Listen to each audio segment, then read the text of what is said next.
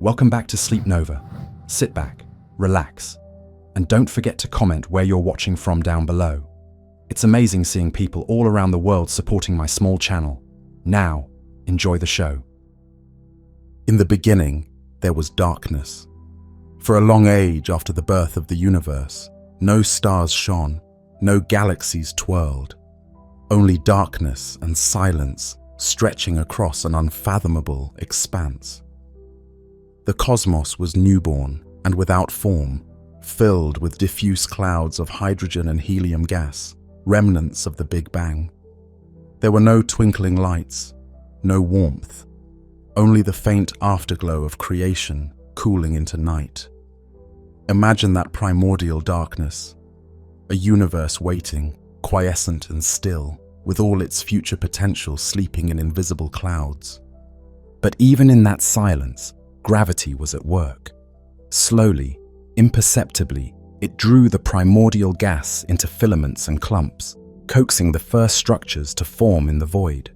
Over eons, these clumps grew denser and hotter at their centers. Deep within one such gathering of gas, pressure and heat built until something new and miraculous occurred. Nuclear fusion ignited. There, in the bleak darkness, a tiny point of light flared into being. The first star had been born. In that moment, the universe was no longer lightless. A spark had appeared in the cosmic night. With that first star, the cosmic dawn broke. One solitary star poured out light and heat, pushing back the blackness around it. And soon, another star lit, and then another, scores of them, flickering on in the cosmic night. What had been endless darkness was now speckled with faint starlight. These first stars were unlike the stars we know today. They were giants of pristine hydrogen and helium, born in a virgin cosmos. They burned with brilliant blue-white fire, immensely hot and massive. Their intense ultraviolet light flooded into the surrounding gloom and began to clear away the primordial fog of neutral hydrogen that filled space. For the first time, light moved freely through the cosmos, illuminating it on a grand scale. The cosmic dark ages were ending. The universe was beginning to reveal itself in starlight. These first stars lived fast and died young. After only a few million years, brief by cosmic standards, their central fuel was exhausted. In their cores, they had fused hydrogen into helium and helium into carbon and other heavier elements, forging the first atoms of carbon, nitrogen, oxygen, and more. When fusion could proceed no further, the balance that held them up faltered. The stars met their end in colossal explosions. One by one, the primordial giants tore themselves apart as supernovae. Each such explosion was titanic. Momentarily, a single star's death could outshine an entire galaxy. The night that had been gently lit by starlight was suddenly ablaze with a ferocious flash. Then, as the supernova faded, darkness returned. But it was not the same darkness as before. Now, it was enriched by the scattered ashes of stars, the gaseous debris of those first supernovae, carrying newly forged elements mixed back into the cosmic gas, seeding the universe with the ingredients for future worlds. Meanwhile, gravity continued its creative work on larger scales. The first stars had formed in small proto-galactic clumps, and gravity drew these clumps together. They merged and coalesced into the first galaxies, swirling assemblies of stars, gas, and dark matter. The once empty universe was now dotted with infant galaxies, and each new galaxy sparkled with the light of millions of stars. Over billions of years, galaxies grew by merging with each other and forming new stars within. The cosmos transformed from a dark, simple expanse to a richly structured tapestry. By a few billion years after the beginning, the cosmic web of galaxies stretched across space, filaments of glimmering light tracing gravity's hand. Generation after generation of stars continued to be born and die within these galaxies, steadily enriching and shaping them. The universe's early thin gases had become a complex network of stellar cities, glowing with billions of points of light. Let us drift into one such galaxy, a spiral galaxy not unlike our own Milky Way, at a time when the universe is mature and full of stars. Within one of its graceful spiral arms lies a vast, cold cloud of molecular gas and dust, tens of light years across. It is dark and opaque, a silent nebula hiding new wonders inside. This is a stellar nursery, a place where new stars will be born. For ages, this cloud has floated in the galactic disk, nudged by passing spiral density waves and perhaps stirred by ancient supernova shockwaves. Now, regions within it begin to collapse under their own gravity. Deep inside, dense knots of gas form, each destined to become a star or a group of stars. All through the cloud, multiple embryos of stars are taking shape, though they are hidden from view by the dusty shroud. In one region, a particularly dense clump, perhaps a few dozen times the mass of our Sun, contracts and fragments. At its center, material compresses into a smaller, hotter protostar. Change is coming to the darkness of this nebula. At first, the forming star is shrouded. It is a protostar, not yet fully born, growing as it pulls gas from the surrounding cloud. It spins faster as it contracts, and a rotating disk of gas and dust forms around it. Twin jets of hot gas shoot out from its poles, tunneling through the cloud. Deep inside, the temperature climbs higher and higher. For tens of thousands of years, a mere moment in cosmic time, this protostar gathers mass in the darkness, heating up steadily. When its core temperature reaches about 10 million degrees, a great transformation occurs. Hydrogen nuclei begin to fuse into helium. In a sudden burst of energy, true starlight ignites in the core. The protostar has become a star.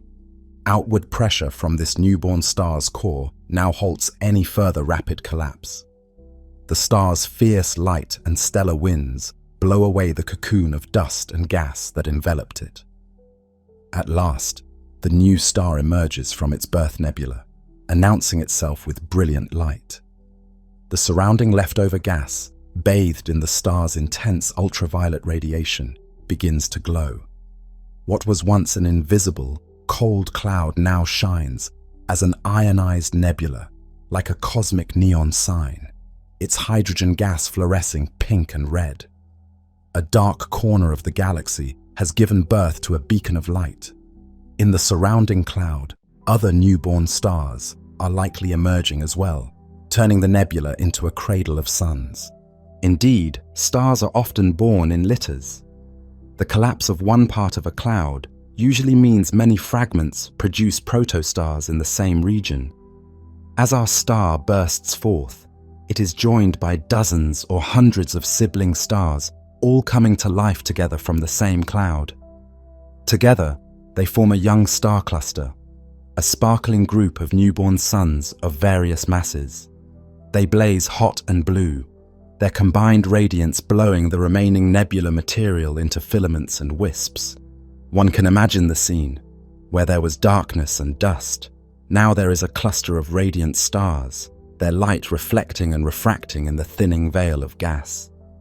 The stellar nursery has become a celestial nursery rhyme of light, a beautiful, chaotic region celebrating the arrival of new stars. For a time, these siblings remain clustered, bound by the gentle gravitational pull they exert on each other. They drift together through the galaxy as a loose family known as an open cluster. In the cluster's early life, it is a stunning jewel box of brilliant stars, all relatively close in space. Yet, over hundreds of millions of years, this family will gradually disperse. Gravitational nudges from passing stars and clouds, as well as internal interactions, will cause members to wander away one by one. The cluster's members, once tightly knit, become strays, settling into their own orbits around the galaxy, mingling with billions of other solitary stars. This is the fate of most open clusters. They are transient gatherings that eventually dissolve into the galactic population. Our own Sun likely shared this fate. It was almost certainly born in a cluster with many siblings, stars that formed from the same cloud some 4.6 billion years ago. Over time, that original cluster dissolved. Today, the Sun roams the galaxy alone, and the stars that were born alongside it have long since scattered. A few of the Sun's lost siblings may have been tentatively identified by their chemical signature, but most are strangers now far across the sky. Still, it's a profound thought. The Sun's family of origin has dispersed, yet the galaxy is now sprinkled with those related stars, each carrying the same ancestral imprint in their atoms. In a sense, every star eventually becomes an orphan, blending into the vast community of the Milky Way. Some star clusters, however, are so massive and tightly bound that they can survive for billions of years. These are the globular clusters, ancient, spherical hordes of stars that reside in the outskirts, halo, of galaxies. A globular cluster might hold hundreds of thousands of stars crammed into a ball only a few hundred light-years across. The stars inside are extremely old, many formed during the early eras of the galaxy. They shine mostly with a warm reddish glow, having long ago lost their bluer, short-lived members. The stars in globular clusters are almost pure hydrogen and helium, containing only tiny traces of heavier elements, which tells us they were born before later generations of stars had seeded the galaxy with metals.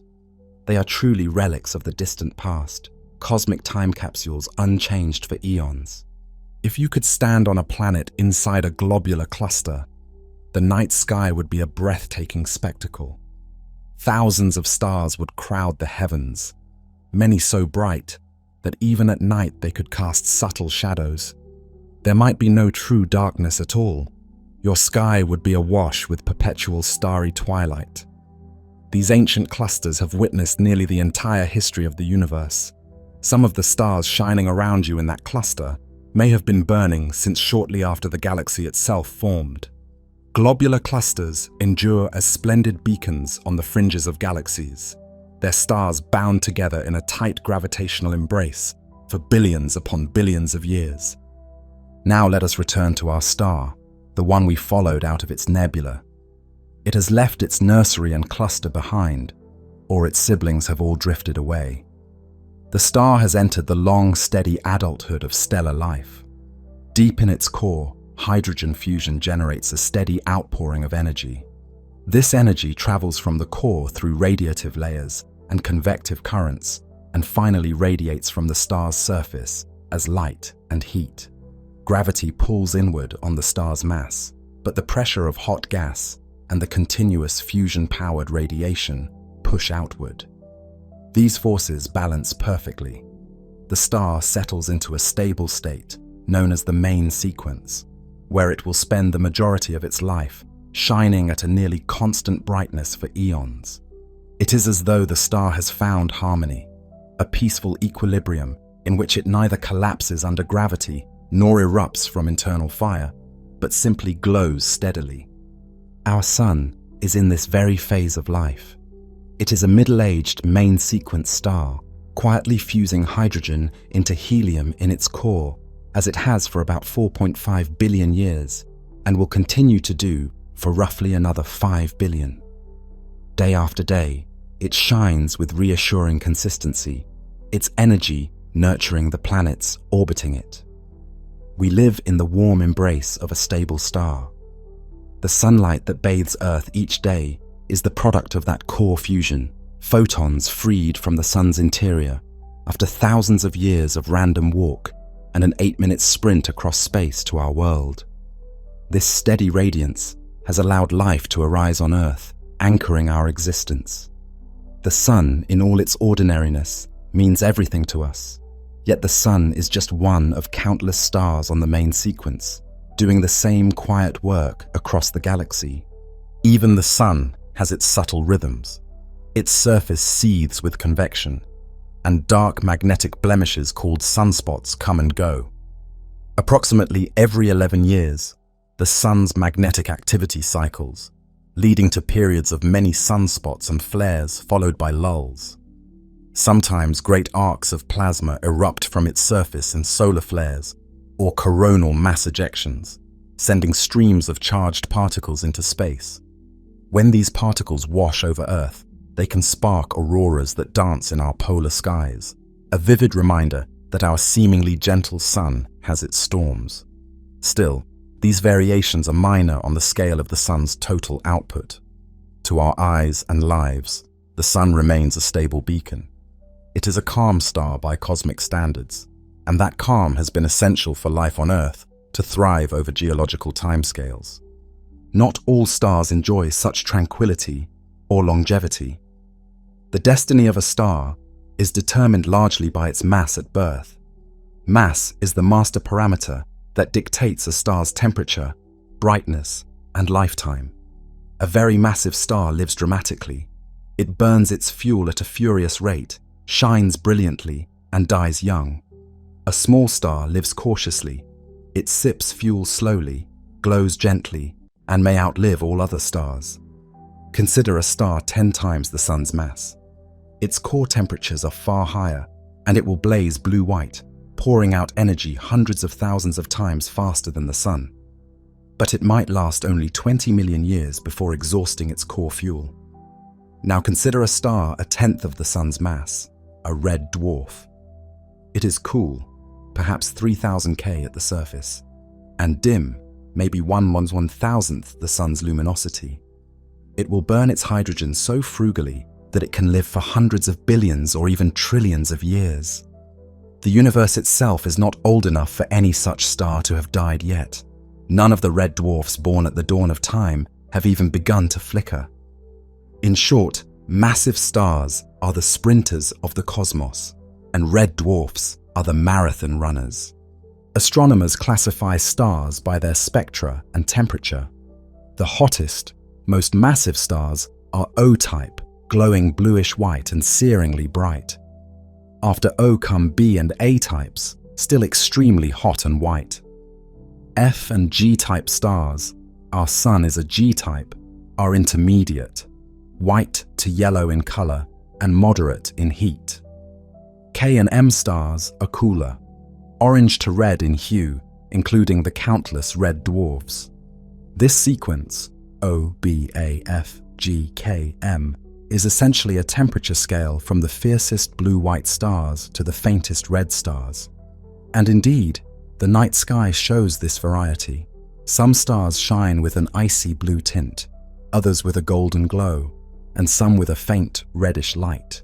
Each color is a clue to a star's inner furnace. A blue star is like a roaring fire. A red star is like a warm ember. The cosmos offers a grand palette of stellar colors and intensities. The sizes of stars also span a tremendous range. Some red supergiant stars have bloated to astonishing dimensions, as much as 1,000 times the sun's radius. If one of those sat where our sun is, its swollen atmosphere would extend beyond the orbit of Mars, perhaps even reaching Jupiter. By contrast, the smallest stars, just above the threshold for sustained fusion, are only a bit larger than the planet Jupiter. One of these tiny red dwarfs, while containing perhaps 8% of the sun's mass, might measure only 1/10 of the sun's width. Between these extremes lie stars of every conceivable size, from giant stars big enough to engulf orbits of planets, to humble dwarves barely bigger than gas giant planets. The diversity is staggering. And if an object is smaller still, below about 8% of the sun's mass, it never becomes a true star. It becomes a brown dwarf, a failed star. Such an object doesn't reach the core temperature needed for sustained hydrogen fusion. A newborn brown dwarf may briefly fuse a little deuterium, a heavy form of hydrogen, or simply radiate leftover heat from its gravitational contraction. But before long, it settles into a life of slowly cooling and fading. Brown dwarfs are like cosmic embers. They glow faintly in red or infrared light, but no fire rages within. They fill the gap between the largest planets and the smallest stars. In the galaxy, there may be as many brown dwarfs as stars, lurking dimly in the darkness, detectable only by sensitive infrared eyes. They remind us that nature's categories are fluid. There is a continuous spectrum from planets to stars, with brown dwarfs bridging the two. To the unaided eye across human lifetimes, most normal stars shine with a steady light. But many stars are not truly constant. Some vary in brightness in subtle or dramatic ways. Some stars pulsate in and out like cosmic heartbeats. A classic example is a Cepheid variable, a bright giant star that rhythmically swells and shrinks, causing its brightness to rise and fall over a period of days or weeks. When it expands, its surface cools and it dims slightly. When it contracts, it heats up and brightens. These pulsating stars are so regular that astronomers use them as distance markers. Their pulse period relates to their true luminosity. So by observing their cycle, we can deduce how far away they are. They literally blink out a Morse code that we have learned to read, helping us measure the universe. Other stars vary more erratically.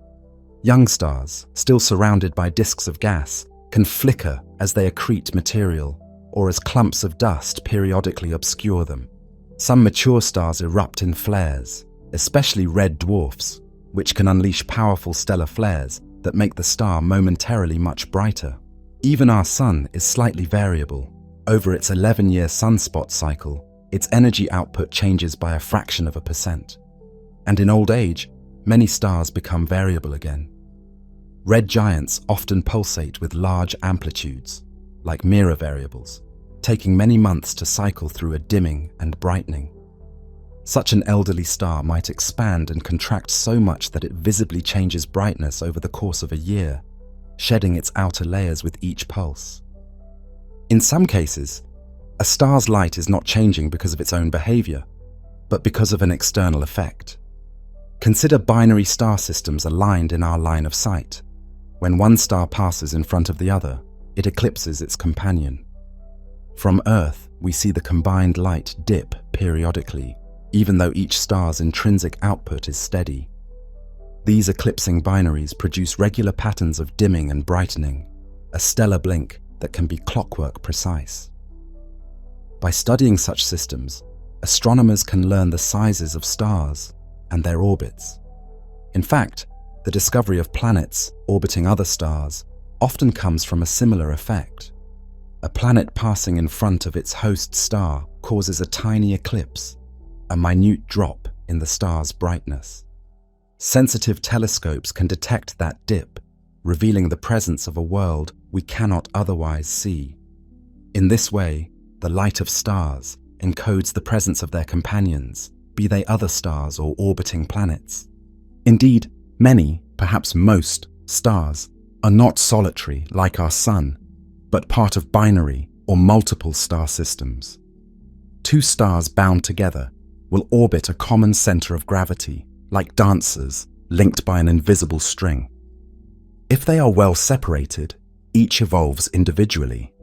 But if they orbit closely, their lives can become intertwined in remarkable ways. Imagine a close binary where one star ages faster and swells into a red giant, while the other is still a smaller main sequence star.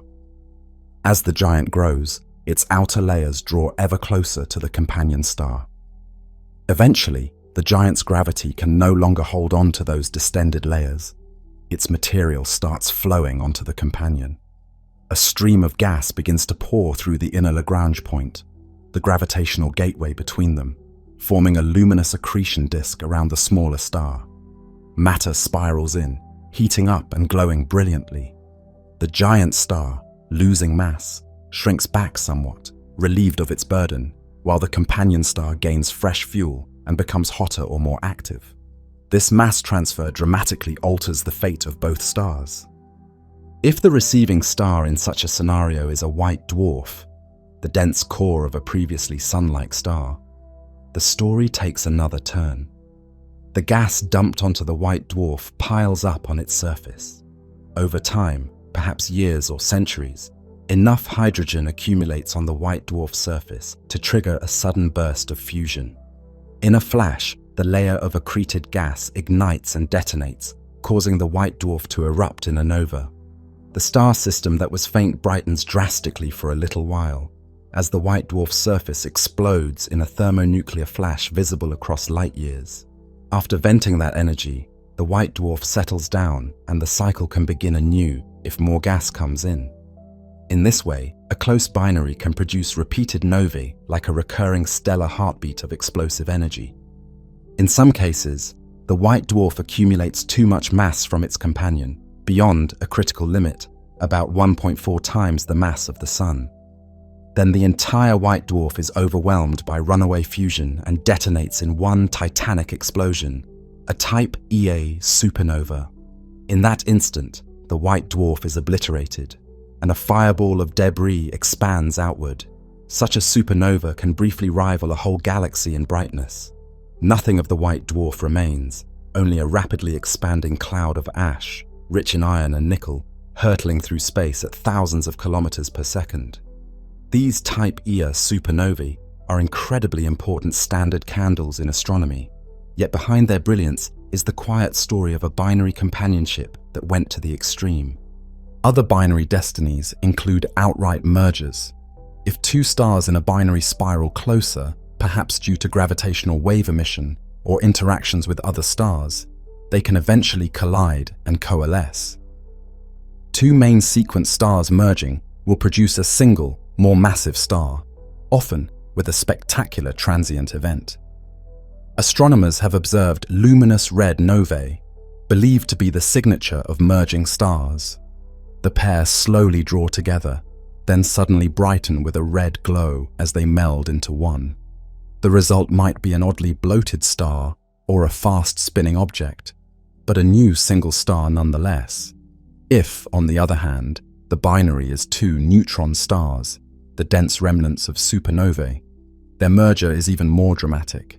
They collide and merge into either a heavier neutron star or a black hole, releasing a burst of energy that can include intense gamma rays and gravitational waves, literally a ripple in space-time that can be felt across millions of light years. Such a merger also forges heavy elements, like gold and platinum, in profusion, seeding the surrounding space with these precious materials. Thus, even in their deathly collision, stars create and share new riches with the cosmos. For long periods in between such events, a solitary star, like our Sun, just keeps shining steadily. But eventually, even the most stable stars must face an end to their fuel. Our Sun, for instance, after roughly 10 billion years of main sequence life, will deplete the hydrogen in its core. So what happens when a star runs out of its most basic fuel? The answer unfolds in stages, heralding the transition to a star's old age and death. For the Sun and stars of similar mass, this final chapter is both gentle and beautiful. For more massive stars, it is violent and spectacular. When a star like the Sun exhausts the hydrogen in its core, fusion in the core ceases, but fusion still goes on in a shell of hydrogen around the now inert helium core. With the core no longer generating outward pressure, it begins to contract under gravity. That contraction releases gravitational energy, which heats the core and the surrounding shell of hydrogen.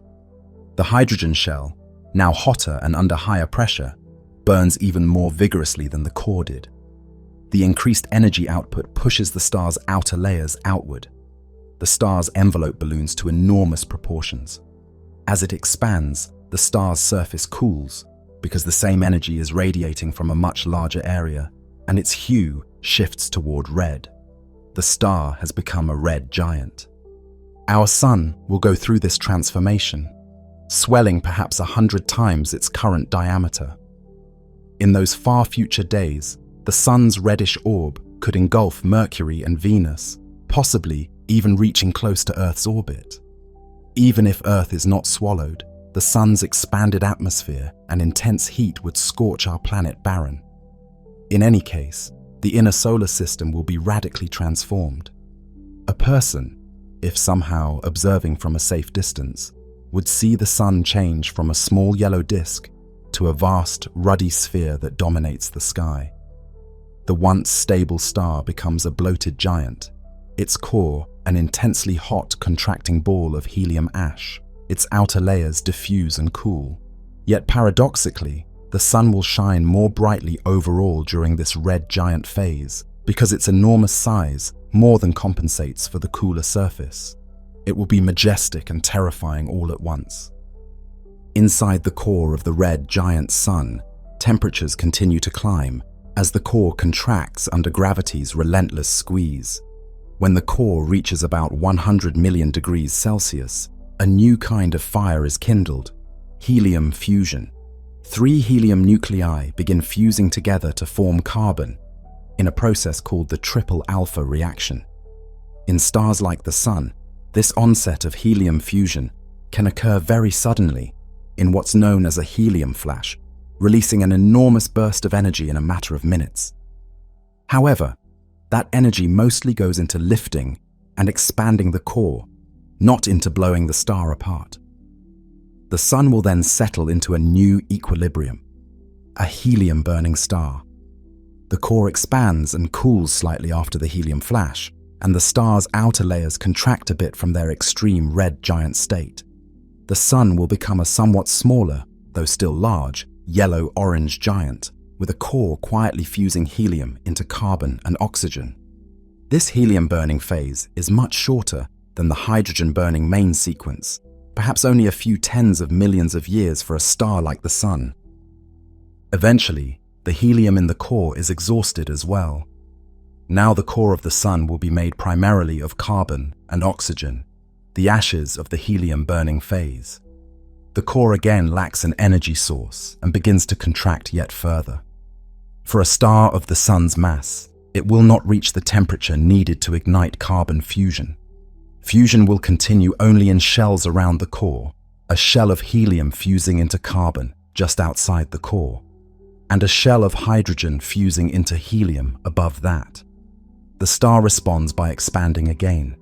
It enters a second red giant phase, the asymptotic giant branch phase, swelling even more dramatically than before. The Sun will become extremely large and luminous, but also unstable. Its outer layers are only loosely bound now, and strong pulsations set in, causing the star's brightness to vary and its layers to puff outward and then fall back cyclically. During this time, the Sun, or any star in this phase, will begin to undergo significant mass loss. Each pulsation in the star's envelope helps throw some gas into space. The star also generates a slow but intense stellar wind, a stream of particles that drags away the star's outer atmosphere. The once robust star is quite literally blowing itself apart, bit by bit. Over tens of thousands of years, the Sun will shed a substantial fraction of its mass. Those outer layers drift away into space, forming an expanding cloud of gas around the star.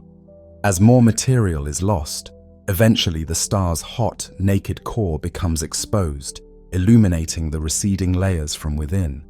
The Sun will no longer be a red giant, but a small, incredibly hot star at the center of a growing gaseous shell.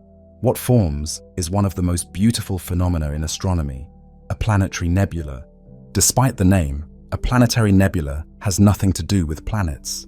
The term arose because through early telescopes, these round gas shells looked a bit like planetary disks. It is the glowing remnant of a star's atmosphere, cast off into space. The emerging stellar core at the center may be tens of thousands of degrees hot and emits strong ultraviolet radiation. This radiation ionizes the expanding shell of gas, causing it to fluoresce in vibrant colors, soft greens and reds from oxygen and hydrogen, for example. Planetary nebulae come in many shapes: spherical shells, ring-like structures, hourglass forms, even complex symmetrical patterns sculpted by magnetic fields or binary companions. They last only tens of thousands of years before the gas disperses into the interstellar medium. But while they shine, they are among the most beautiful sights in the cosmos, the very soul of a star laid bare in color and light. Our Sun's planetary nebula might appear as a shimmering halo in the sky, a final gorgeous adornment to mark the end of the Sun's life as a star. This nebula will expand and dissipate into the interstellar medium over perhaps 10 or 20,000 years, mixing its enriched gases with the cosmic clouds that will someday form new stars.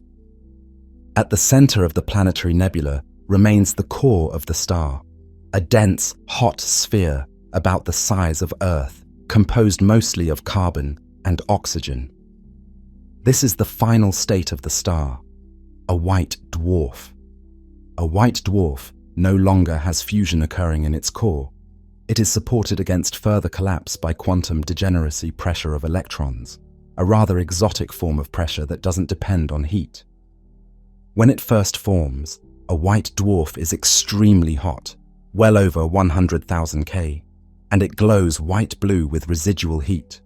Over billions of years, it will radiate that heat away and cool down, becoming yellow, then red, and eventually fading to black, an exotic cold crystal of carbon and oxygen in the far future, sometimes poetically likened to a giant diamond in space.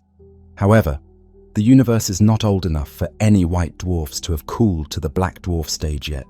Even the oldest white dwarfs still shine faintly with leftover heat. The white dwarf that remains of our Sun will be incredibly dense. More than half the Sun's mass is crammed into a sphere the size of Earth. A single teaspoon of its material would weigh billions of kilograms. It's an object not unlike a planet in size, yet containing the mass of a star. It will slowly cool and dim, perhaps taking tens of billions of years to become truly dark. In the meantime, the legacy of the Sun lives on. The planetary nebula it ejected enriches the galaxy with elements like carbon and nitrogen that were made in its core, and the white dwarf stands as a testament to the star that once was. This is the gentle end that awaits stars of modest mass, a quiet shedding of beauty and a final fade into darkness. But what of the giants? The massive stars that lived only a few million years on the main sequence and then grew into supergiants. They face a far more dramatic end. A star significantly heavier than the Sun, say 8 times the Sun's mass or more, will go through similar stages, hydrogen to helium, helium to carbon, and so on, but it doesn't stop at carbon. After the red supergiant phase begins, its core, much more massive than the Sun's ever was, keeps contracting and heating. It ignites carbon fusion when helium is depleted. Then it forms a core of oxygen neon magnesium, which in turn, when exhausted, leads to neon burning, producing oxygen and magnesium. Then oxygen fuses into silicon and sulfur. Finally, silicon burns into iron. The star develops onion-like layers. At the center, an iron core. Around that, a shell of silicon fusing to iron. Above that, a shell of oxygen fusing to silicon. Then a carbon-burning shell. Then a helium-burning shell. Then a hydrogen-burning shell at the exterior. Each stage of fusion releases energy, except the last. And for a time, each supports the star. But the cycles accelerate. Carbon may burn for 1,000 years, neon for a year, oxygen for mere months, silicon for days. The iron core grows rapidly as silicon burning dumps iron ash into it. And then the star reaches the final limit. The iron core grows so large, around 1.4 solar masses, that it can no longer support itself. Iron is a nuclear dead end in a star's life. Fusing iron atoms doesn't yield energy, it consumes energy. So once the core is largely iron, the star has no further fuel to tap that can hold up the core. In the heart of the massive star, in the span of a second or less, everything changes. The iron core, about the size of Earth and incredibly dense, billions of kilograms per cubic meter, collapses under its own weight. Electrons and protons in the core are crushed together, forming neutrons and releasing neutrinos. The core's collapse accelerates until it is stopped by the most fundamental forces, the strong nuclear force and neutron degeneracy pressure.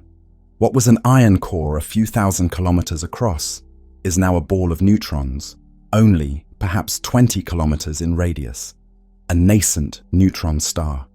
The infalling material of the star's inner layers crashes onto this incompressible core and rebounds. A powerful shockwave forms, but at first it stalls within the star.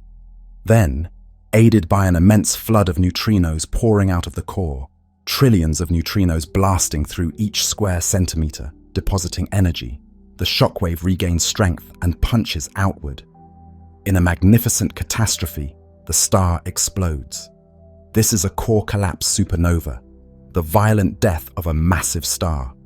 In that instant, the star is obliterated. The outer layers are catapulted into space at a significant fraction of the speed of light. The energy released is almost unfathomable. For a few brilliant days or weeks, the exploding star can outshine the entire galaxy that once humbly hosted it. If such a supernova occurred within, say, 100 light-years of Earth, it would appear brighter than the full moon and could potentially wreak havoc on our biosphere. But typically, these explosions occur safely distant, turning up as new stars in the sky, recorded by astonished observers across history. In 1054 CE, Chinese astronomers recorded a guest star that remained visible in daylight for weeks. This was a supernova in our own galaxy. Even today, nearly 1,000 years later, we see the expanding debris of that explosion as a faint, glowing cloud in the constellation Taurus. In 1604, European observers witnessed another brilliant new star in the Milky Way, which was likewise a supernova. And in 1987, a supernova blaze in a neighboring galaxy, the Large Magellanic Cloud, was visible to the naked eye. These rare events left a deep impression on those who saw them. When the supernova's glare finally subsides, it leaves behind a rapidly expanding shell of gas and dust, a supernova remnant, and, at its heart, the crushed core, either a neutron star or a black hole, depending on the mass. The supernova remnant is a spectacular thing in its own right. The ejected gases, enriched with heavy elements forged in the final moments of the star, like nickel, cobalt, and iron, rush outward and collide with the surrounding interstellar medium. They form glowing filaments and shock fronts that can remain visible for tens of thousands of years. Telescopes today reveal delicate tendrils and wisps of glowing gas in these remnants, beautiful and haunting, the ashes of a star spread across light years. These filaments gradually mix with the general galactic gas. The elements they carry, oxygen, carbon, silicon, iron, and more, become part of the raw material for new stars and planets. Thus, a supernova is both an ending and a new beginning. The star is gone, but its material is now free to join new cosmic structures, and even one day, to become part of new living worlds. At the center of a supernova remnant lies whatever remains of the star's core.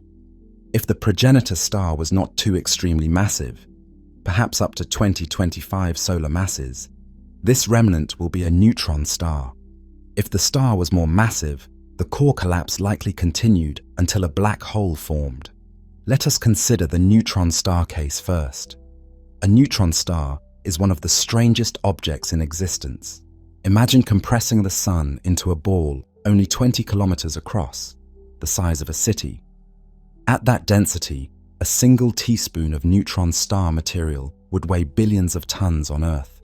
The gravity at its surface is so intense that if an object were dropped from 1 meter above the surface, it would hit the surface in a microsecond, releasing as much energy as a large bomb. Yet, despite these extreme properties, neutron stars are real, and we detect them regularly. Many neutron stars reveal themselves as pulsars.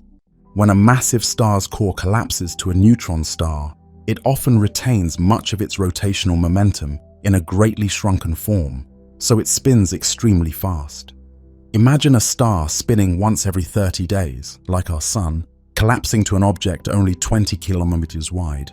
Conservation of angular momentum would make it spin perhaps hundreds of times per second. Indeed, many neutron stars spin at least dozens of times per second when born. They also can have intense magnetic fields, trillions of times stronger than Earth's. These magnetic fields, anchored in the dense star, accelerate particles and create beams of radiation from the neutron star's magnetic poles. As the neutron star spins, These beams sweep around like the light from a lighthouse.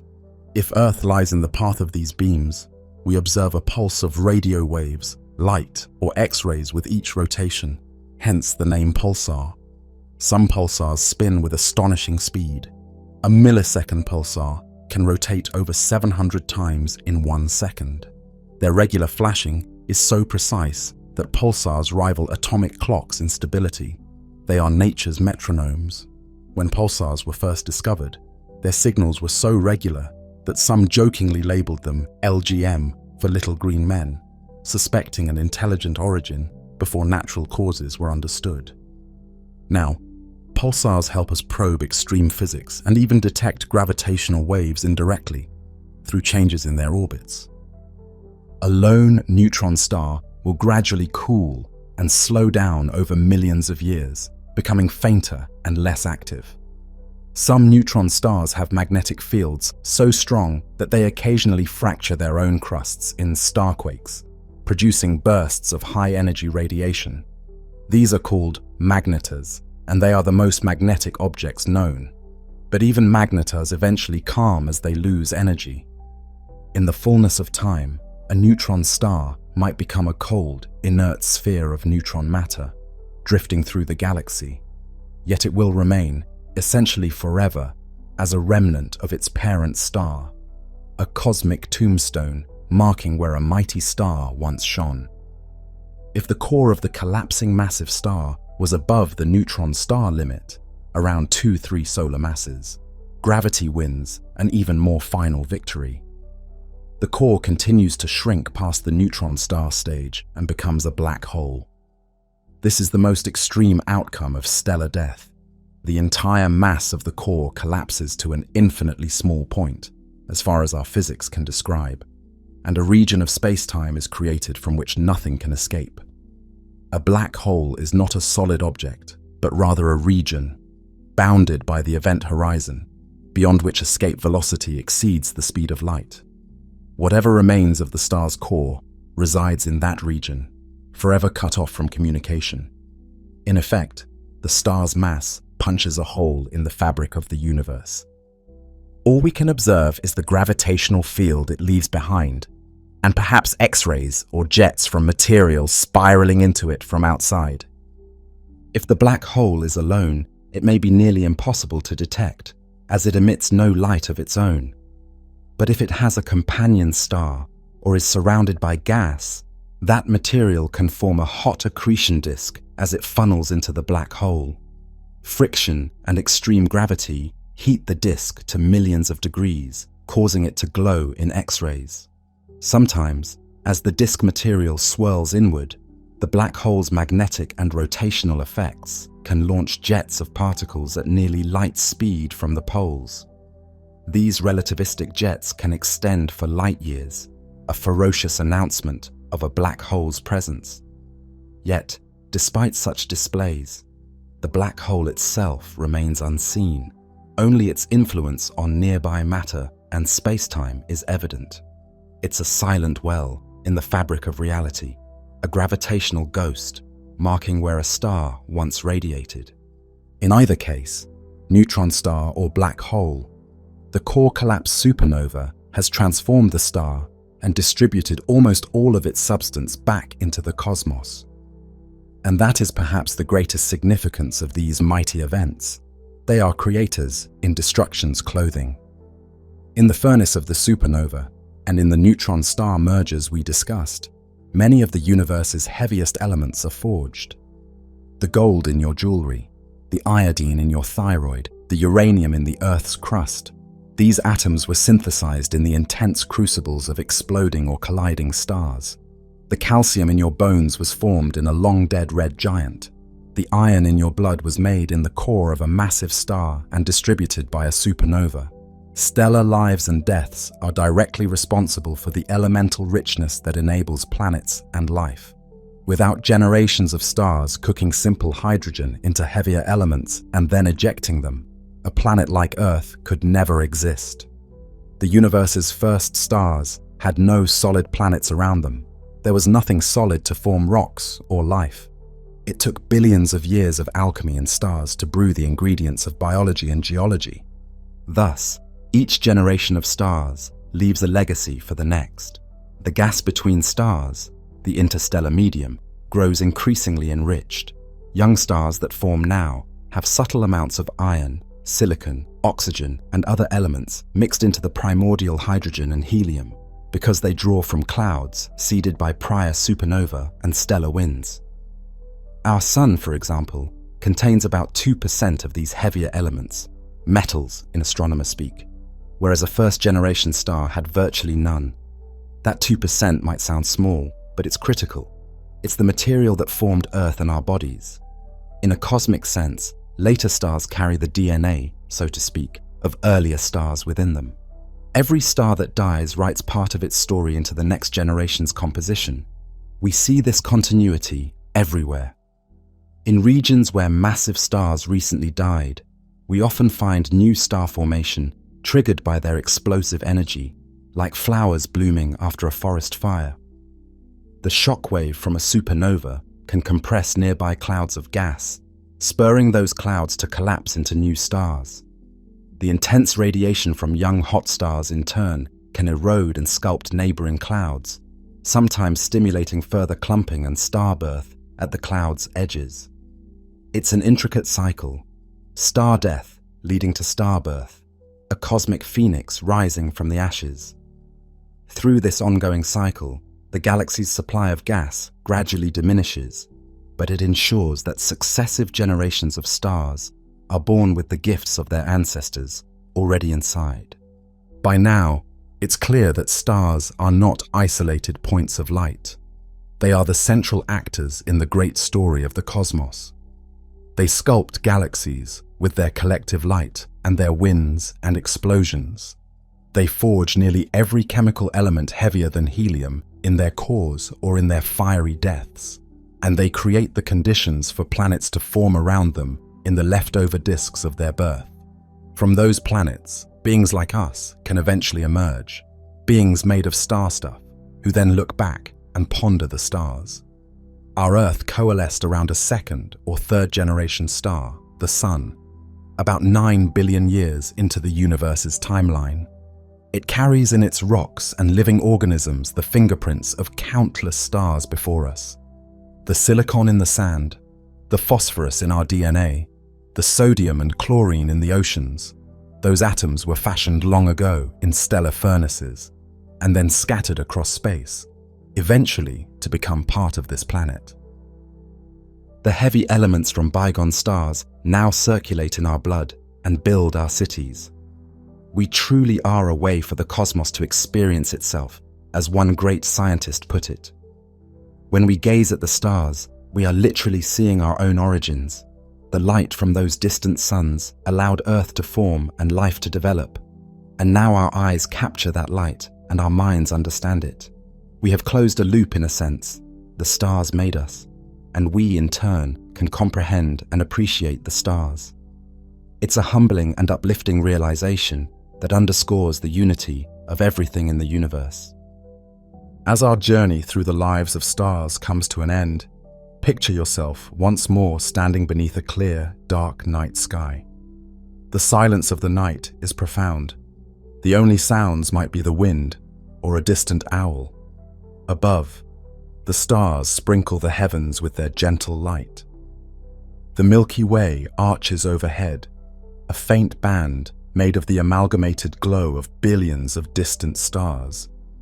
With the knowledge we have gathered, each point of light now carries a story. You can point to a star and think, that might be a middle-aged star like the Sun, with planets orbiting it and perhaps life of its own. Another might be a massive blue giant destined for a short, brilliant life and a dramatic supernova end. That red one there could be a giant star in its final phases, about to shed its husk and reveal a white dwarf. Yet another faint smudge might not be a single star at all, but an entire galaxy far beyond our own, filled with hundreds of billions of stars, each with its own journey. In the stillness of such a night, the weight of this understanding can be awe-inspiring. We stand tiny on a small planet, bathed in the ancient light of stars, connecting us to epochs and places we will never see. The stars evoke not just scientific curiosity, but also a deep emotional response. For thousands of years, humans have looked up in wonder, weaving myths and seeking guidance from the stars. In ancient times, the night sky was humanity's map and calendar. Farmers planted and harvested by the rising of certain stars. Sailors navigated by the star patterns, and every culture filled the sky with stories, images of bears, hunters, dragons, and heroes that gave meaning to those distant lights. The stars have always been our companions in the dark, symbols of permanence, even as we now know they too have life cycles. Now we have peeled back many of their secrets, yet the wonder remains, and has perhaps only grown deeper. We know that those stars are not eternal. They are born, they age, and they die, in an endless cosmic cycle. We know that on some nights, some of the stars we see have already died in reality, but their light is still on its way to us, a messenger from the past. We know that every atom in our body was once inside a star that died long before Earth formed. We are intimately connected to these points of light. They are our stellar ancestors, and in a real sense, we are their children. Such knowledge does not diminish the star's beauty, it amplifies it. When we look up now, we see not just pretty lights, but a grand story unfolding across the vastness. Eventually, even the stars will fade. The universe is dynamic and evolving. Trillions of years from now, the galaxies will exhaust their gas, star formation will cease, and the remaining stars will gradually die out. The cosmos will go dark again, as it was in the beginning, but now filled with the remnants of those stars.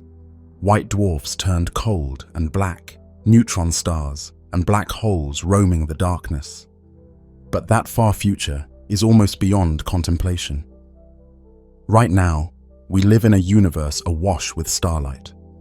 It is the golden age of stars, where new ones still form and the night sky still gleams. We are fortunate to witness it, and as long as there are eyes to see and minds to wonder, the stars will never be merely points of light.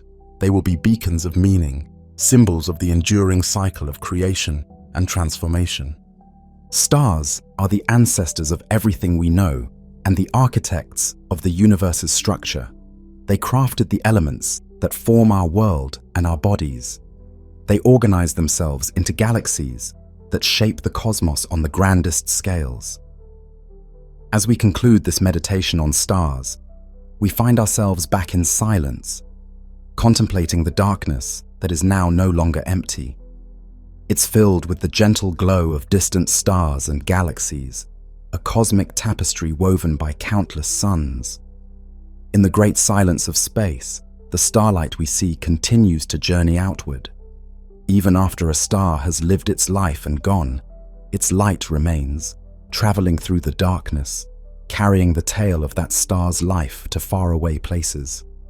Right now, above you, photons from stars hundreds of light years away are gently landing on your eyes, having left their homes long before you were born. And those photons will continue past you into the night, on an endless voyage. The universe is silent, but it is not empty. It is filled with the stories of stars, whispered in the language of light. And so we end where we began, with darkness and quiet. But now we know that in that darkness, light is always traveling. The stars, our brilliant ancestors and cosmic architects, shine on, and in the quiet darkness, their light continues its eternal journey. In the silent darkness of space, their starlight continues to travel, carrying their story across the cosmos forever. Night on Earth. The air is still and the sky is moonless and dark, spangled with stars. A soft band of milky light arches overhead, the Milky Way, our galaxy seen from within. Standing here, we gaze up and out at the universe. Each pinpoint of starlight that reaches our eyes is ancient. Each carries a story across time. Light is the great messenger of the cosmos. A photon departs the surface of a distant star and journeys for years, centuries, millennia through the interstellar abyss, finally ending its voyage in the pupil of an eye or the lens of a telescope. When we catch that faint glow, we are witnessing a memory. We see the star not as it is now, but as it was long ago when that photon began its journey. The night sky is a tapestry woven of past moments. Every glimmer is a relic of history, a tiny time capsule ferrying the past into the present. Each of those ancient photons is like a message in a bottle, cast into the cosmic ocean eons ago, and only now reaching our shores. Consider the stars scattered above.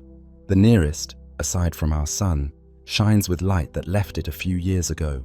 Others are so distant their light set out while ancient civilizations on Earth were rising and falling, or even before humanity existed at all. And yet, here and now, their ancient light touches us. In this way, observing the galaxy is an act of bridging time. We collect the aged light of countless suns and piece together what it tells us. Observation is a kind of gentle time travel, not moving ourselves, but receiving echoes from distant years and distant places. On the clearest nights far from city lights, the Milky Way's band is breathtaking. It spills across the sky like a luminous river. To the unaided eye, it is a faint, cloud-like glow, but through that glow, we sense depth, as if we are peering into a crowded metropolis of stars, far away. Long ago, we could only wonder what this Milky Band actually was. Was it a path of souls, a backbone of night, a river of milk from a goddess? Indeed, the very name Milky Way comes from an ancient Greek myth that it was formed by milk sprayed from the breast of the goddess Hera. It took the curiosity and ingenuity of observers over centuries to unravel the truth. That band is the combined light of billions of stars, too distant and faint for us to resolve individually. We came to realize we are inside a vast disk of stars, a galaxy, and that the Milky Way's shimmer is our edge-on view of that disk. Imagine Galileo in 1610, one of the first people to turn a telescope to that soft blur of the Milky Way. In his small scope, the haze resolved into countless tiny points. The Milky Way was not a celestial cloud or fluid. It was composed of uncountable stars. This was a revelation, our first glimpse into the true nature of our galaxy. Later, astronomers mapping the sky noticed that those stars thickened in one particular direction, hinting that the center of this starry system lay somewhere behind the constellations of Sagittarius and Scorpius. Slowly, a picture formed in human understanding. We live within a flattened congregation of stars, like a great starry whirlpool. Our sun is but one star among many in this cosmic ocean. Now, as we stand under the stars, we appreciate something profound. We are inside the very structure we are trying to understand. Any map we make of the galaxy must be assembled from our viewpoint embedded within it. It's as if we are trying to discern the shape of a vast forest while being deep among the trees, or like attempting to read an enormous book while standing on one of its pages. We cannot step outside the Milky Way to see it whole. We must infer its form through careful observation and imagination. And so, we observe. We watch the heavens with every tool we can craft, collecting light in all its forms. We gather photons like alchemists, gathering whispers of truth. Each telescope, each detector, is an extension of our eyes, allowing us to see a bit farther, a bit clearer, or in types of light invisible to our eyes. With patience and ingenuity, we learn to decode the messages that light carries, the subtle shifts, colors, and timings that reveal distances, motions, and compositions. From tiny clues, we begin to perceive the grand structure that we inhabit. Think of the sky above as a grand mosaic. Each star's light is one tile in that mosaic. By studying those tiles closely, their color, their brightness, their position and movement, we start to discern the larger image they form. we realize that the faint band of the Milky Way is not uniform after all. It has structure. Brighter patches within it appear as soft, luminous swells, which we now know to be star clouds, densely packed regions of stars in our spiral arms. Dark gaps and notches, such as the Great Rift splitting the Milky Way in the summer sky, are not empty of stars at all, but shrouded by intervening dust clouds that block their light, creating black silhouettes against the glowing backdrop. Even our naked eye view hints at the galaxy's form. We see a bulging brightness toward one end of the band, toward the constellation Sagittarius, the direction of the galactic center, and a tapering, thinner glow extending around the sky toward the opposite end, the galactic anticenter in Auriga. The peoples of the southern hemisphere, for example, saw dark constellations in those dusty rifts, an emu in the sky, a great coal sack. Our ancestors spun tales of this band of light. Today, we understand it as the plane of our galaxy's disk, full of stars and shadowed by dust. As we drink in this sight, we find it humbling and wondrous. We are looking at our galaxy from the inside, using shards of ancient light to guide us. In that gentle glow lies everything: the collected radiance of distant suns, the imprint of interstellar clouds, the secrets of our galaxy's architecture waiting to be teased out.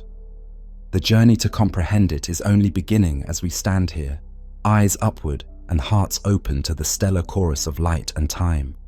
But looking is only the first step. To truly understand this galaxy we call home, we need to measure and map it. How can we gauge the distance to those countless stars? How do we chart a landscape so vast while confined to a single speck within it? Over time, we learned to coax more information from the starlight, turning observation into a precise language. One of our earliest triumphs was discovering the method of parallax, the same effect you notice if you hold out your hand and close one eye, then the other, watching your finger seem to jump against far background objects. Our Earth, in its orbit around the Sun, provides a baseline 300 million kilometers wide. Every 6 months, as we stand on opposite sides of the Sun, nearby stars appear to shift slightly against the far background. It's a tiny, subtle wobble, imperceptible to the unaided eye, but with careful instruments we can measure it. By this minuscule celestial geometry, we determine how far away those stars are. The closer a star, the more it appears to shift. For the first time, the vast void between stars had a measurable scale. We learned that even the nearest stars are tens of trillions of kilometers away, billions of times farther than any voyage our species has ever taken, and more distant ones, hundreds or thousands of times farther still. The galaxy opened up in 3 dimensions, depth unfolding from what once was a flat panorama of lights. Imagine watching a particular nearby star through the year. In January, it's aligned just so with some distant background galaxy. By July, it has traced a tiny loop in the sky. That loop is the imprint of Earth's journey around the Sun, reflected in the heavens. From that trace, we triangulate the star's distance, like a surveyor mapping unseen lands from 2 vantage points. These measurements, painstaking at first, have now become an exquisite survey on a grand scale.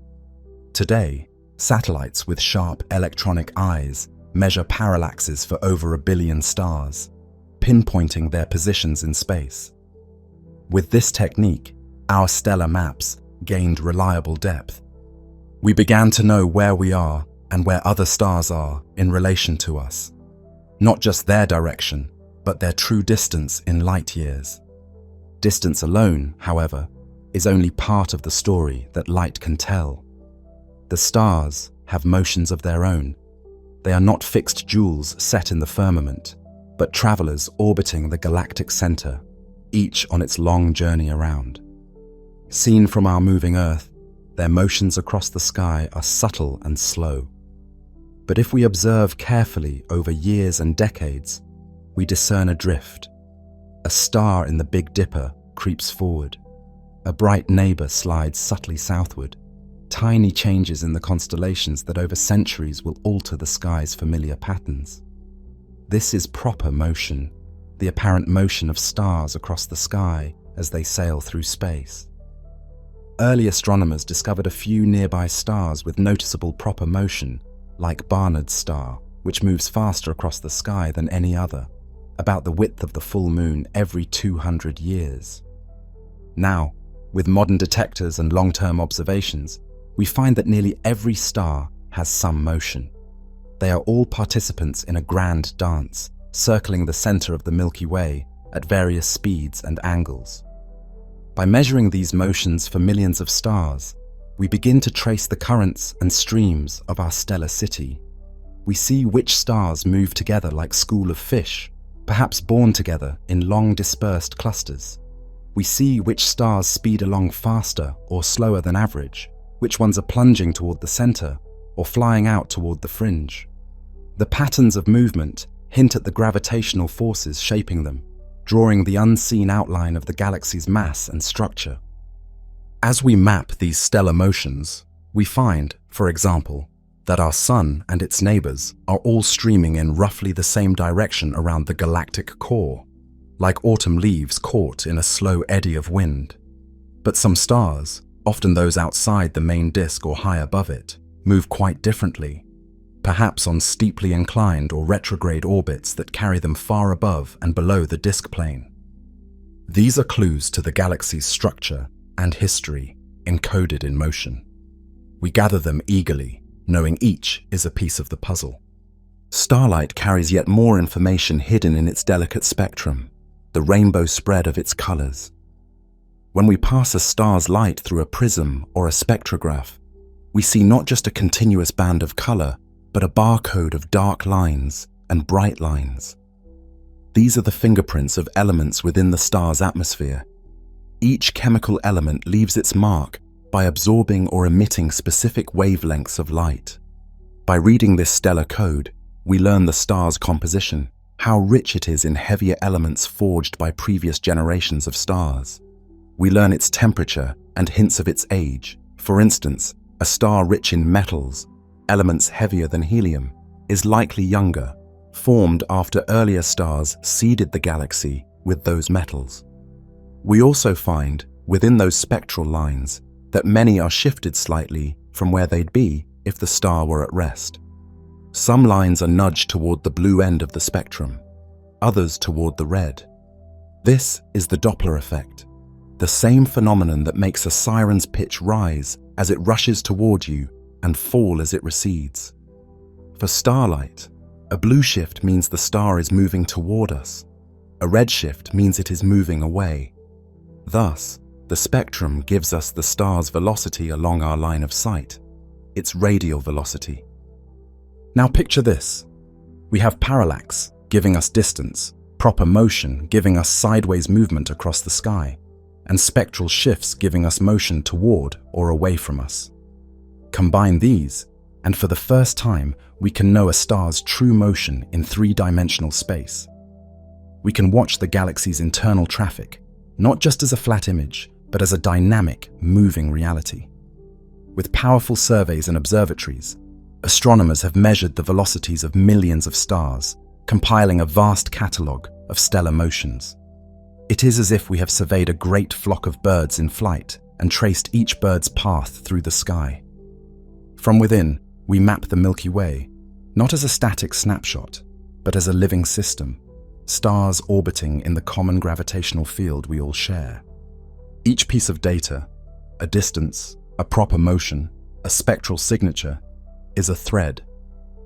Woven together, those threads create a rich tapestry, a model of our galaxy as it is, and, in a way, as it was, since even the motions of stars carry information about past events and the galaxy's evolution.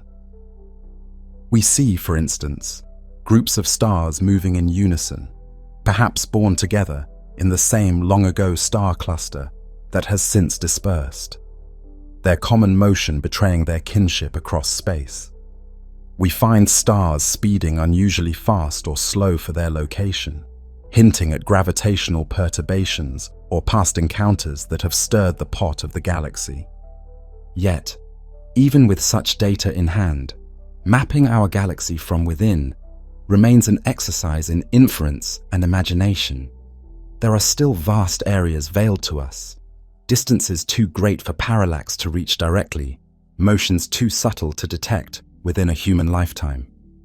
We calibrate and extend our reach by using standard candles, special objects of known luminosity, such as certain variable stars or stellar explosions, which allow us to gauge distance by how faint they appear. We extend our velocity map by measuring not just individual stars, but also the bulk motion of star clusters and gas clouds.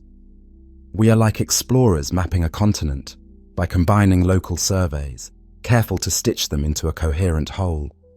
It's a formidable challenge, but bit by bit, the dimensions of our Milky Way are coming into focus. Consider what we have learned through these patient endeavors. We know the Sun lies about 26,000 light-years from the galactic center, roughly halfway out along the Milky Way's radius. We know our galaxy is a rotating disk because we can sense the systematic motion of stars around the center.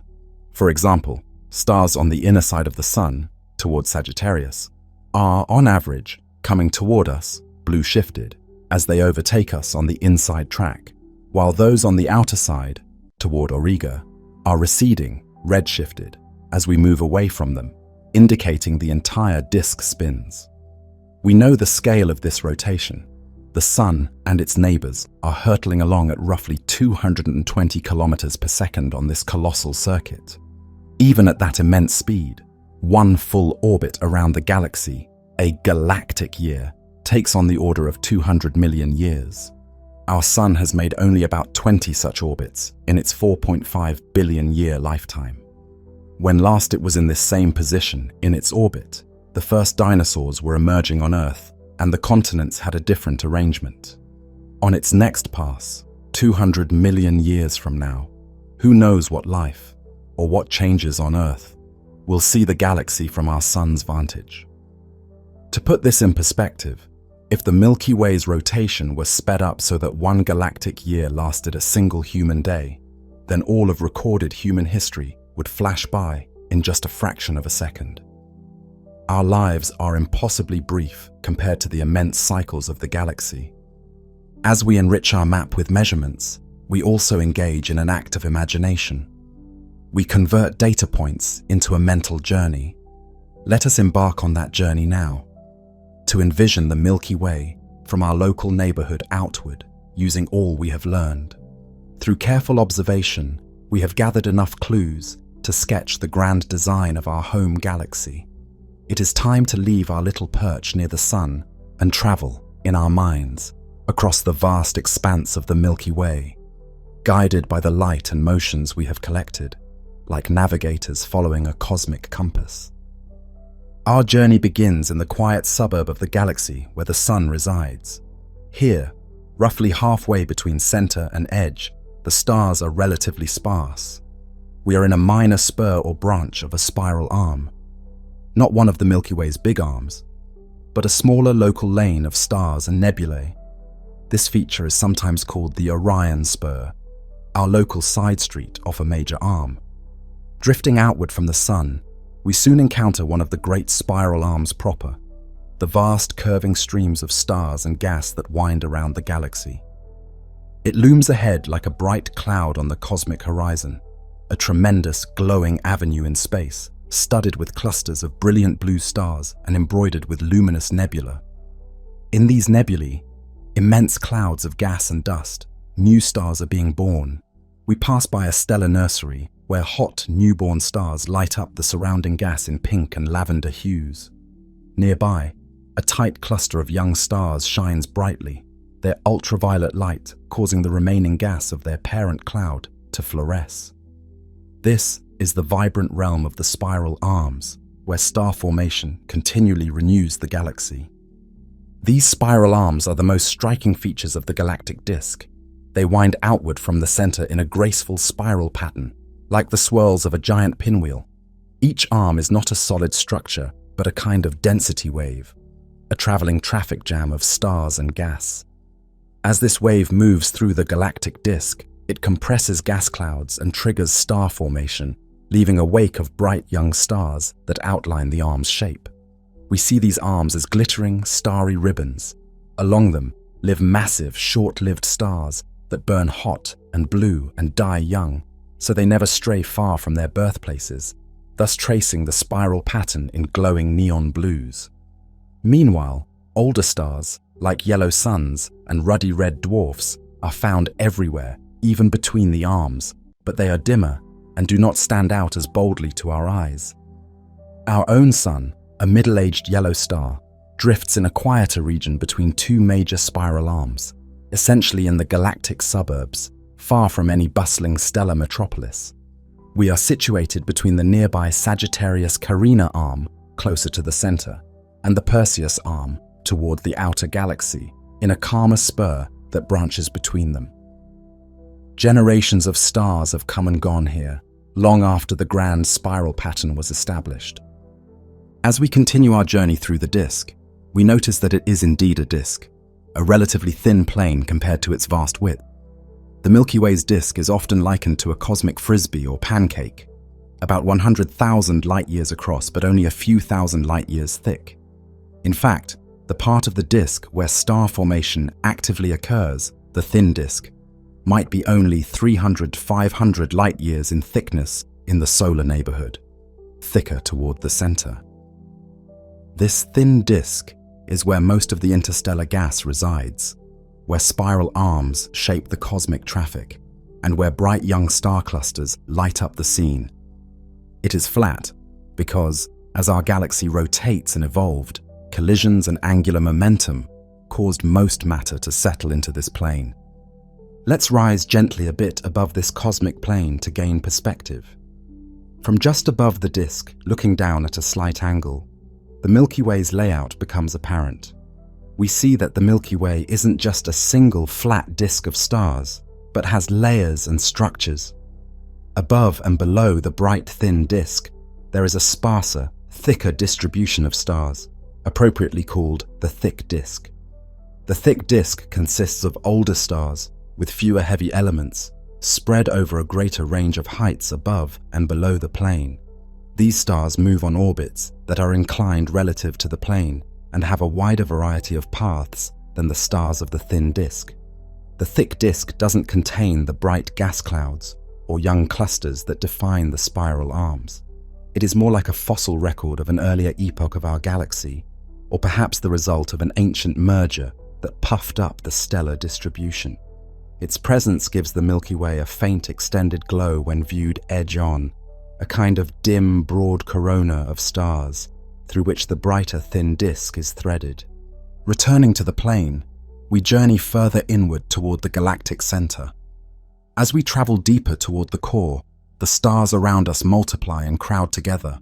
The sky grows richer with starlight. By the time we are halfway to the center, the star density is noticeably higher than in our neighborhood.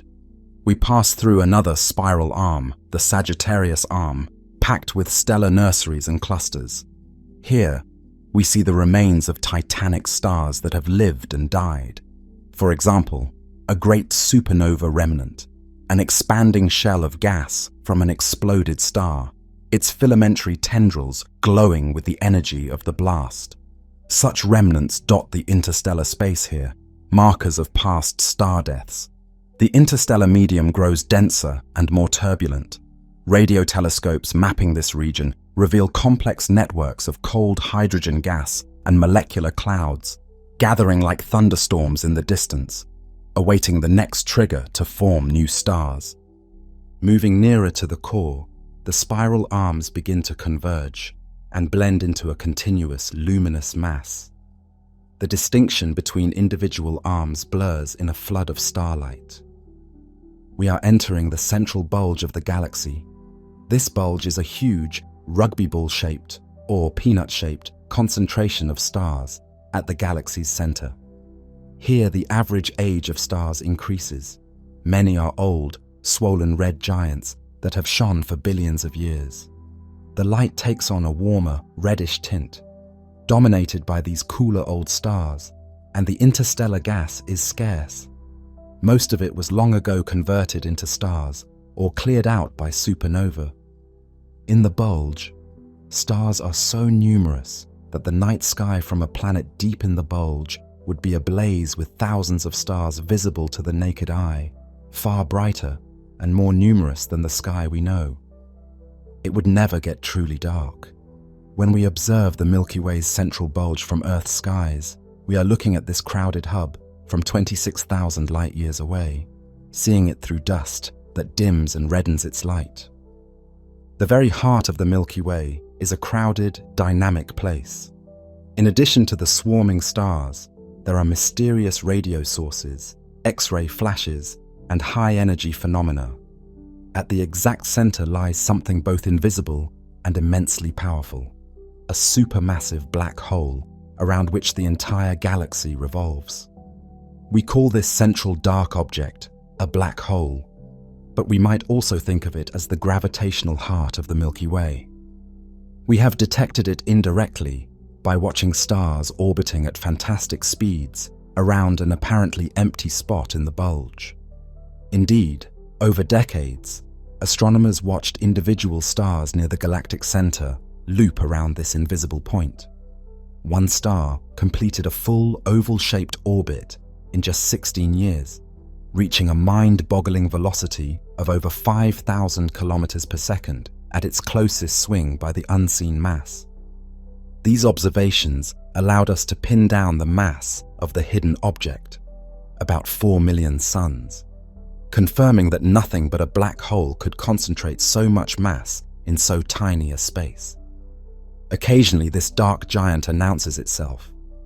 If a stray cloud of gas wanders too close, the black hole's gravity rips it apart, and the infalling gas heats up and emits powerful X-rays before vanishing. For the most part, however, our galaxy's central black hole is quiet, a sleeping titan.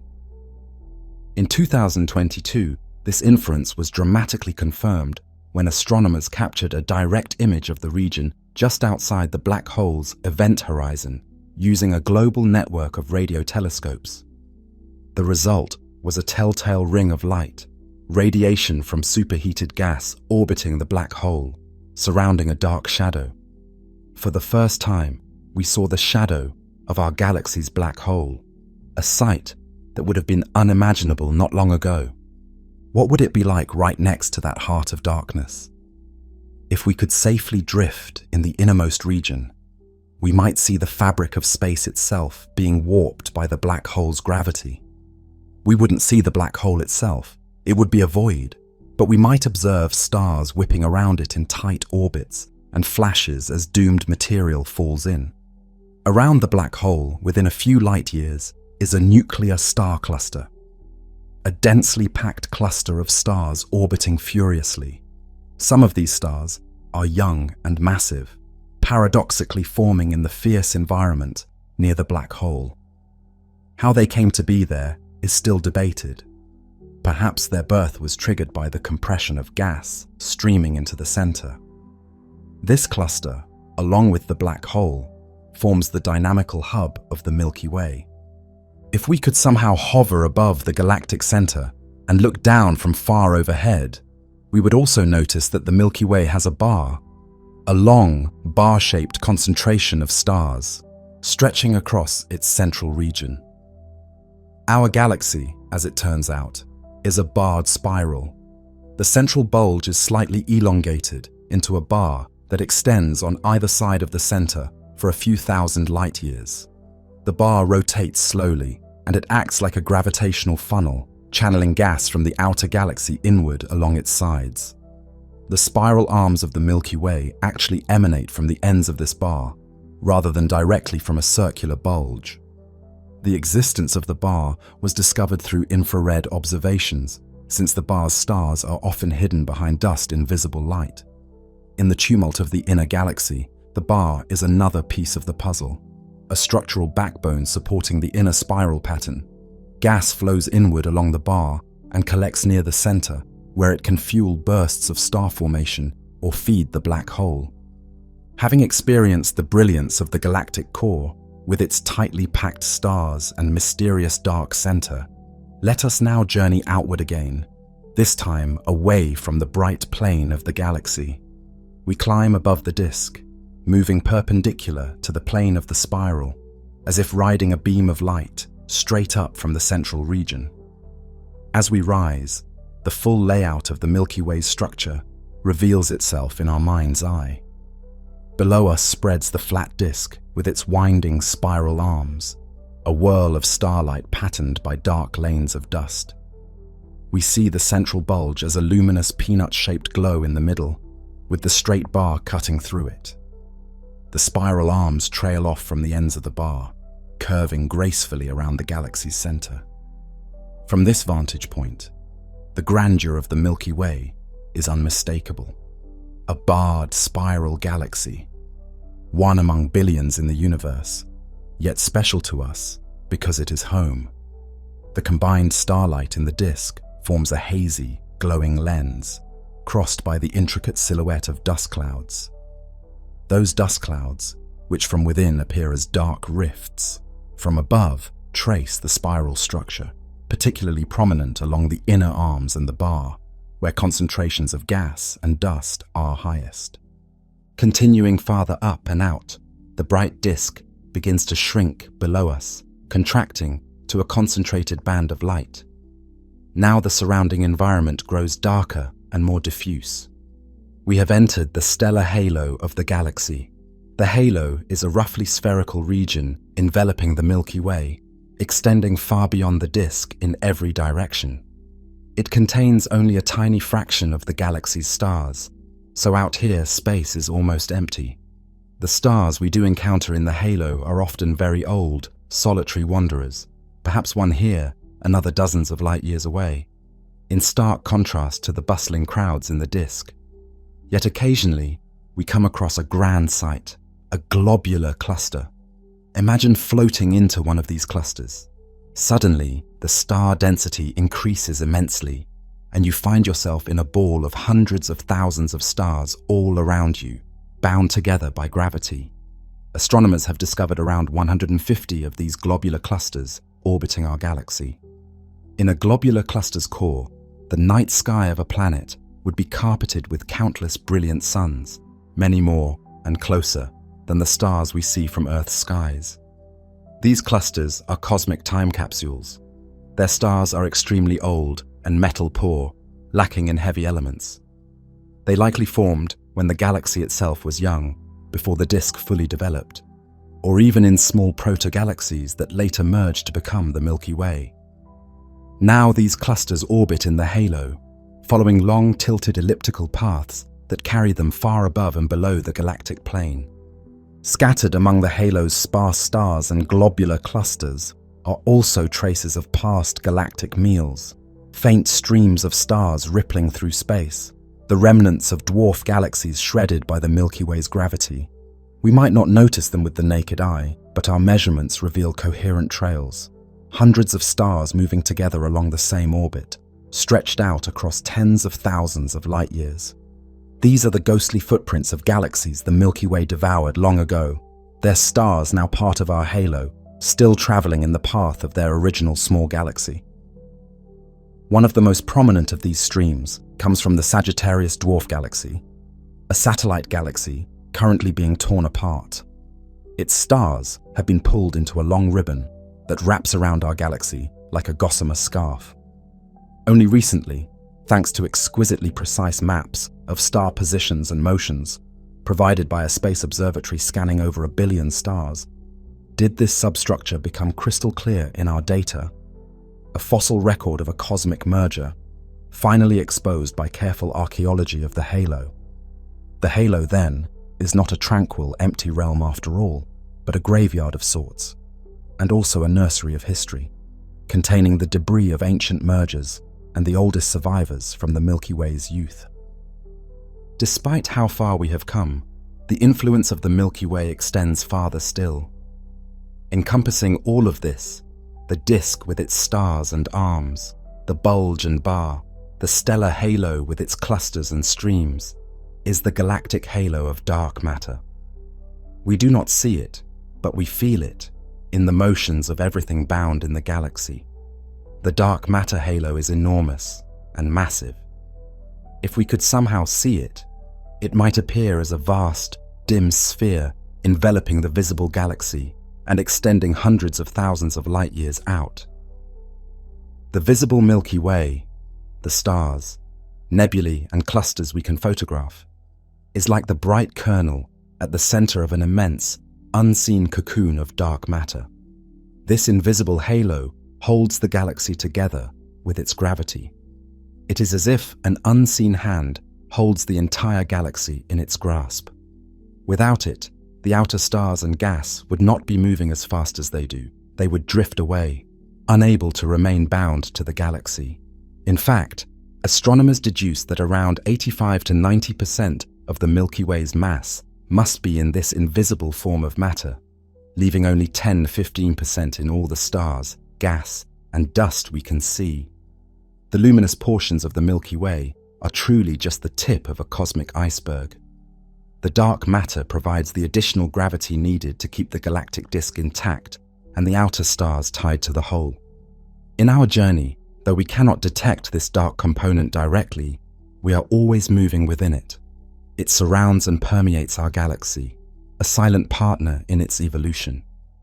Now, in our imagination, we have traced the structure of the Milky Way from our local neighborhood out to the farthest reaches, a shining spiral disk of stars with majestic curving arms, a central bulge, crossed by a bar, housing a supermassive black hole at its core, a surrounding halo of ancient stars and globular clusters, and mysterious dark matter, and an extended spherical cloud of dark matter encompassing it all. This is the architecture of our island universe, as we understand it today, gleaned from measurements painstakingly collected from our station inside the disk. It is an awe-inspiring vision, especially knowing that just a century ago, humans did not even know for certain that our galaxy was one of many. Only in the 1920s did we confirm that the Milky Way is indeed a galaxy of a particular size and shape, and that countless other galaxies pepper the cosmos beyond our own. The Milky Way itself is now estimated to span about 100,000 light-years from end to end, containing a few hundred billion stars. Our galaxy is immense, yet it is also just one member of a much larger cosmic community. For countless generations, our view of the Milky Way was limited to that hazy band of light in the sky and the visible stars around us. It is only in the last century that we have developed the means to extend our sight beyond the visible. Radio telescopes tuning in to invisible wavelengths, infrared detectors that can peer through dust, space telescopes above the blurring atmosphere, and more. Each new technology opened a fresh window onto our galaxy. With these tools, astronomers discovered a very different Milky Way, hidden behind the one our eyes perceive. A galaxy of radio glows and infrared heat, of X-ray flashes and gamma-ray bubbles. Consider the problem of dust. Invisible light, those dark rifts and patches that stripe the Milky Way, notably the Great Rift through Cygnus and Aquila and the famous coal sack in Crux, are caused by clouds of interstellar dust blocking the light of stars behind them. These dust clouds, though accounting for only a small fraction of the Milky Way's mass, loom large to our eyes because they obscure the stellar backdrop. Along the galactic plane, dust prevents us from seeing into the far distance invisible light. It creates a zone of avoidance where optical astronomy cannot penetrate. But dust's invisibility cloak has a weakness. It is far more transparent to longer wavelength light like infrared and radio. Imagine we could switch our vision to the infrared. The night sky would transform. Those dark dust lanes that cut the Milky Way's band would begin to glow softly because the dust itself emits infrared light, having been warmed by starlight. The veil of dust thins dramatically. Stars previously hidden behind dust clouds come into view. In infrared, one can peer straight through many of the dust clouds that block optical light.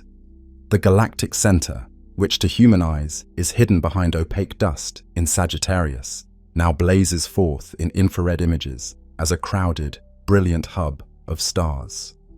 Early infrared sky surveys, pioneered in the 1960s and 70s, and dramatically improved with space telescopes in the 1990s and 2000s, revealed the central bulge and the long bar of the Milky Way clearly for the first time, confirming what radio and star count data had hinted. We see that the bulge is full of old, cool stars, dim in visible light but bright in infrared, and that the spiral arms are dotted with warm dust clouds in star-forming regions. The entire disk emerges in infrared as a continuous ring of light encircling the sky, no longer interrupted by dark gaps, a continuous Milky Way unbroken by dust. Now, let's shift to even longer wavelengths and open our radio eyes. In radio waves, the individual stars largely vanish from view. Stars emit relatively little radio energy, but other features emerge loud and clear. One of the most important radio emissions in the galaxy comes from neutral hydrogen gas. Every hydrogen atom in interstellar space can emit a faint radio signal at a wavelength of 21 centimeters. By tuning into that frequency, astronomers in the mid-20th century effectively heard the whispers of the Milky Way's vast clouds of hydrogen. They mapped the distribution of this gas throughout the sky. What they found revolutionized our understanding.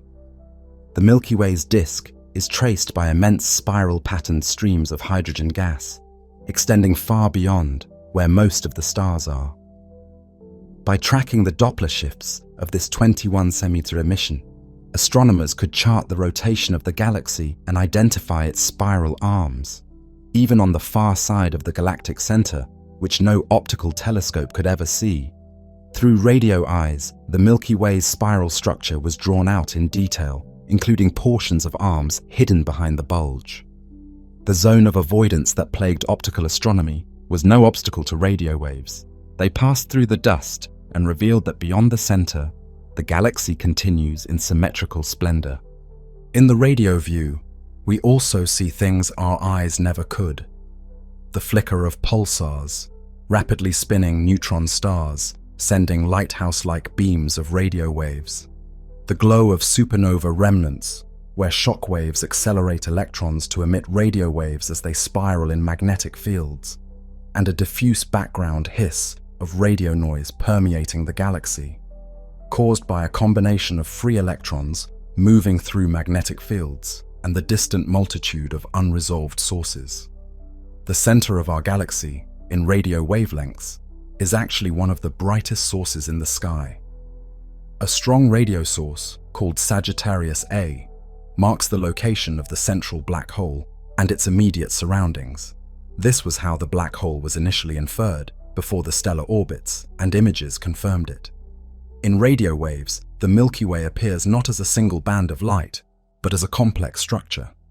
A band of emission from the disk, visible even in daytime with the right instruments, punctuated by bright spots, supernova remnants, pulsars, star-forming complexes, and with a bright, compact source at the center, the black hole's environment.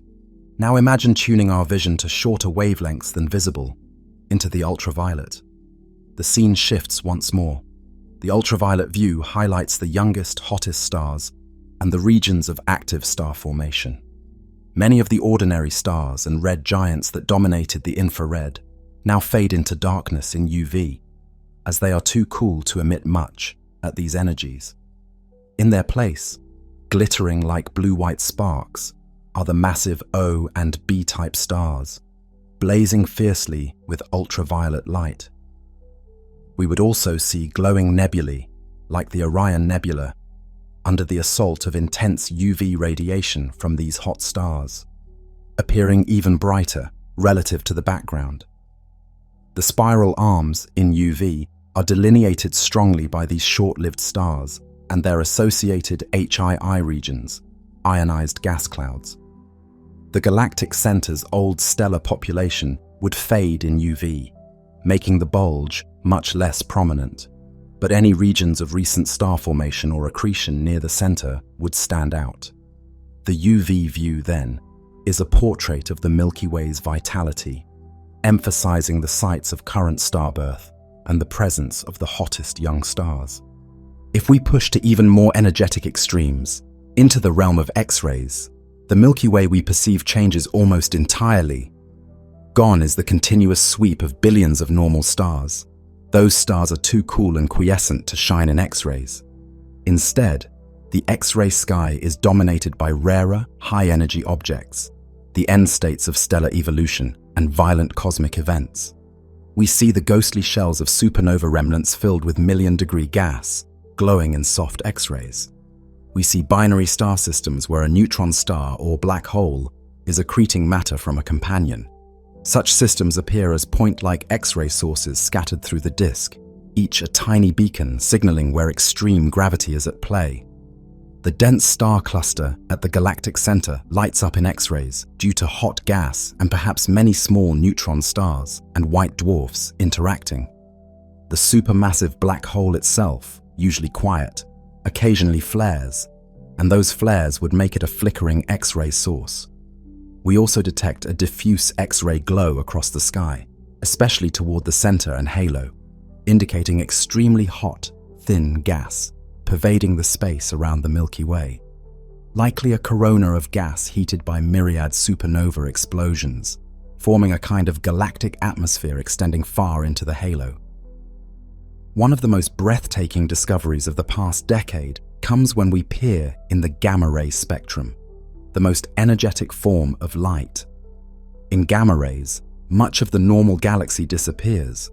What remain are the signatures of cosmic ray interactions and exotic phenomena, and looming over the center, unexpected and huge, are the Fermi bubbles, two enormous lobes of gamma-ray emission extending tens of thousands of light-years above and below the galactic plane.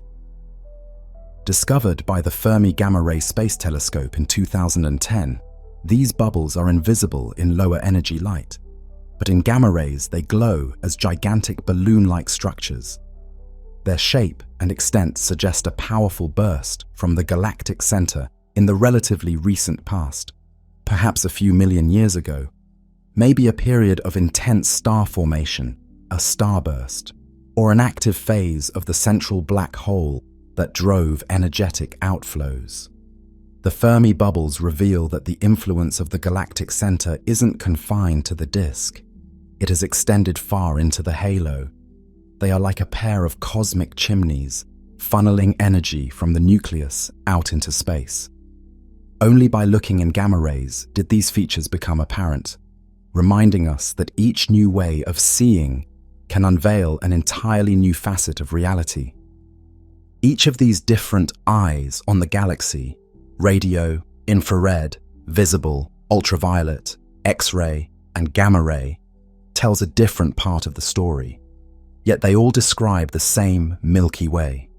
Layer by layer, by combining these multi-wavelength views, we assemble a richer, more complete portrait. The dark, obscuring dust that frustrated optical astronomers becomes, in the infrared, a gentle glow and a transparent window to the distant reaches. The cold hydrogen gas that is invisible to our eyes comes alive in the radio, mapping out the spiral arms even on the far side of the galaxy. The ultraviolet shows us the high-energy heartbeats of the galaxy's ongoing starbirth, while the X-ray and gamma-ray views reveal the violent endpoints and energetic feedback that shape the Milky Way, from exploding stars to feeding black holes. We also begin to utilize cosmic messengers beyond light itself. Detectors on Earth have caught fleeting blasts of neutrinos, ghostly subatomic particles, from a supernova in a nearby galaxy, and observatories are now listening for gravitational waves, ripples in space-time, that could emanate from neutron star mergers or other extreme events in our own galaxy. These new forms of seeing, neutrino and gravitational wave astronomy, are still in their infancy, but they hold the promise of yet further insight into the hidden workings of the Milky Way in the future. Picture the experience of gradually shifting through these wavelengths as a kind of cosmic symphony for the senses. The Milky Way is playing multiple melodies at once. The visible light is the familiar tune, the majestic sweeping string section full of rich harmonies, the billions of stars. The infrared adds depth, the lower woodwinds, an undercurrent revealing the warm glow of dust, and the smoother distribution of old stars behind the veil. The radio brings in the percussion, rhythmic beats from pulsars, the steady hum of hydrogen clouds, the crash of supernova remnants, outlining structure with a deep, resonant background. The ultraviolet is like a bright trumpet fanfare, highlighting the most energetic star-forming regions with its bold, high notes. The X-ray might be an electric guitar riff or a sharp violin stab, sudden, intense accents from rare, violent events. And the gamma ray is an almost unheard, ultra-high note, a subtle yet profound presence marking the galaxy's most extreme outbursts. When the entire orchestra plays together, we hear the full symphony of the Milky Way, each instrument contributing its part to a masterpiece far richer than any single wavelength alone could convey. Through multi-wavelength astronomy, the limits of our sight have been greatly extended. What once was a narrow, partial view, the Milky Way as a pale band to human eyes, is now a complex, multi-layered vision. The so-called zone of avoidance in the sky has largely been conquered. Infrared surveys reveal stars hidden behind dust. Radio surveys discover even distant galaxies lying beyond the Milky Way that were once obscured. Within our galaxy, no corner remains completely unknowable just because of dust. We have the tools to probe even the most hidden nurseries of stars. We can now map the structure of the Milky Way in its entirety, even where thick nebulae lie in the way. We can see the galactic center in its full glory behind the dust, witness star birth sites otherwise invisible, and detect the faint echoes of past eruptions that no eye could ever see. Still, each improvement in vision often reveals new mysteries. For instance, the discovery of the Fermi bubbles in gamma rays answered the question of whether our galactic center had experienced a powerful recent outburst, but it also raised new questions. What exactly caused these bubbles? A burst of star formation blowing a galactic wind, or a period when the central black hole devoured a large amount of matter and expelled jets? Why do they appear so sharp-edged and symmetric? We also found hints of smaller, microwave-emitting bubbles closer in, and X-ray chimneys extending from the center, possibly all part of the same story. Every puzzle we solve yields new puzzles to ponder. And there remain portions of the spectrum and other messengers, neutrinos, gravitational waves, where the Milky Way has more to tell us. Yet, taken together, the information we've gathered gives us a truly spectacular understanding of our galaxy. We have learned not only what the Milky Way looks like, but how it came to be and how it is evolving. This brings us to consider the Milky Way not just as a static structure, but as a dynamic, living system with its own history, a history written in the stars. The Milky Way, magnificent and dynamic as it is today, is also very old. Its present form is the result of billions of years of evolution, a story written in the motions and compositions of its stars. Just as a geologist reads layers of rock to uncover Earth's history, or an archaeologist studies artifacts to piece together ancient civilizations, astronomers have learned to read the fossil record of our galaxy. The clues are subtle. The motions of stars, their chemical compositions, their ages, their distributions in space. By deciphering these clues, we are uncovering the Milky Way's biography, how it was built piece by piece, from the deep past to the present. One of the most telling clues is the chemical makeup of stars.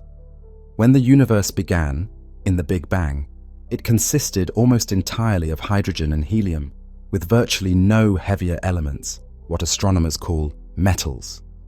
Heavier elements like carbon, oxygen, iron, and gold were forged later in the hearts of stars and in supernova explosions.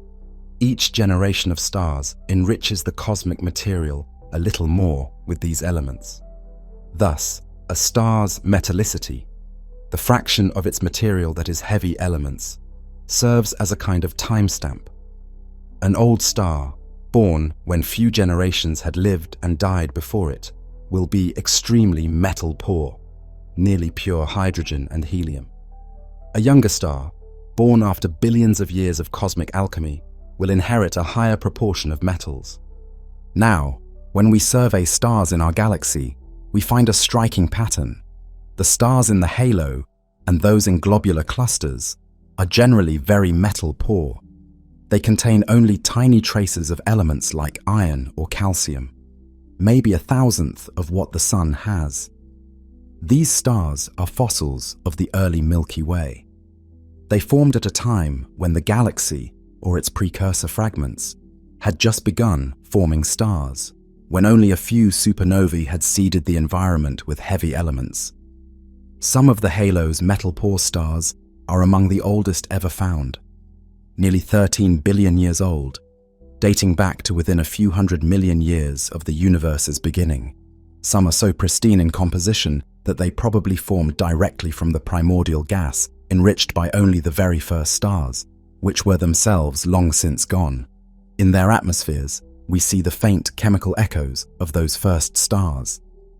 These ancient stars wander the halo, individual embers from a time when our galaxy was in its infancy. In contrast, stars in the thin disk, like our Sun, tend to have much higher metallicity. The Sun contains about 2% of its mass in elements heavier than helium. That may sound small, but it's vastly higher than the metal fraction in those halo stars. It tells us the Sun is a relatively latecomer, born around 4.6 billion years ago, in a galaxy already enriched by countless earlier stars. By then, previous generations of stars had lived and died, seeding the interstellar gas with elements that would become the iron in our blood, the calcium in our bones, the silicon in the rocks of Earth. We truly are made of this star stuff. The oxygen we breathe, the carbon in our cells, all were forged in stellar furnaces long before the Sun's birth. Each of us carries pieces of ancient stars within us. The thin disk stars, especially in the inner regions, show evidence of ongoing chemical enrichment. Even within the disk, we observe that older stars have lower metallicity and younger stars have higher. It's as if each new generation of stars inherits the ash of previous generations, the heavy elements they produced, making each successive generation a bit richer in metals. Between these extremes lies the population of the thick disk and inner halo, which often have intermediate metal content and unique chemical signatures. Many thick disk stars have an enhancement in alpha elements, like oxygen, magnesium, relative to iron, suggesting they formed rapidly from gas, enriched mostly by short-lived massive stars, which produce lots of alpha elements in supernovae, before longer-lived stars had time to add more iron. This hints that the thick disk formed in a relatively quick, dramatic episode, perhaps triggered by a violent event. All these chemical clues tie into kinematic ones, how those stars move. Halo stars, as noted, often have very elliptical or inclined or even retrograde orbits, distinguishing them from the orderly rotation of the disk. The thick disk stars do rotate in the same overall direction as the thin disk, but with a bit more randomness. Some lag behind, some lead, and they have higher vertical motions. When we examine these patterns carefully, we find evidence that the halo itself might contain substructures, remnants of smaller systems. One clear sign emerged from our trove of Gaia spacecraft data. A large number of halo stars share a common motion pattern, moving on radial orbits, going out and back in, and possessing similar metallicities. They stand out as a coherent group amidst the halo field.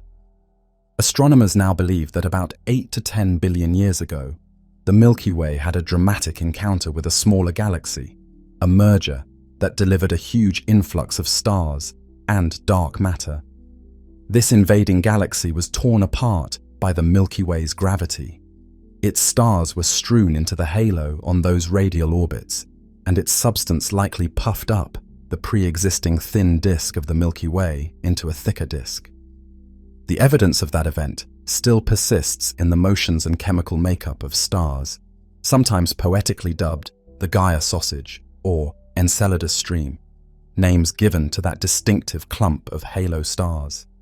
Such patterns in stellar motions remained hidden until modern sky surveys provided precise velocities for so many stars. Suddenly, this ancient collision stood revealed in our data, a fossil galaxy within the Milky Way's halo. In addition to that major merger, the halo holds hints of other, smaller mergers. We have found numerous star streams, long filaments and clumps of stars sharing common velocities and trajectories. Each stream is the stretched remains of some smaller object, maybe a dwarf spheroidal galaxy or a globular cluster that ventured too close and was pulled apart. The Sagittarius stream is one example we've mentioned, the ongoing disruption of the Sagittarius dwarf galaxy. There are others, the Helmi stream, the GD1 stream, and so on, each corresponding to a different accreted system. Even some globular clusters seem to belong to certain groups associated with past mergers. For instance, a set of outer halo clusters likely came in with the Sagittarius dwarf, while another set might have been part of the hypothesized Gaia-Enceladus galaxy.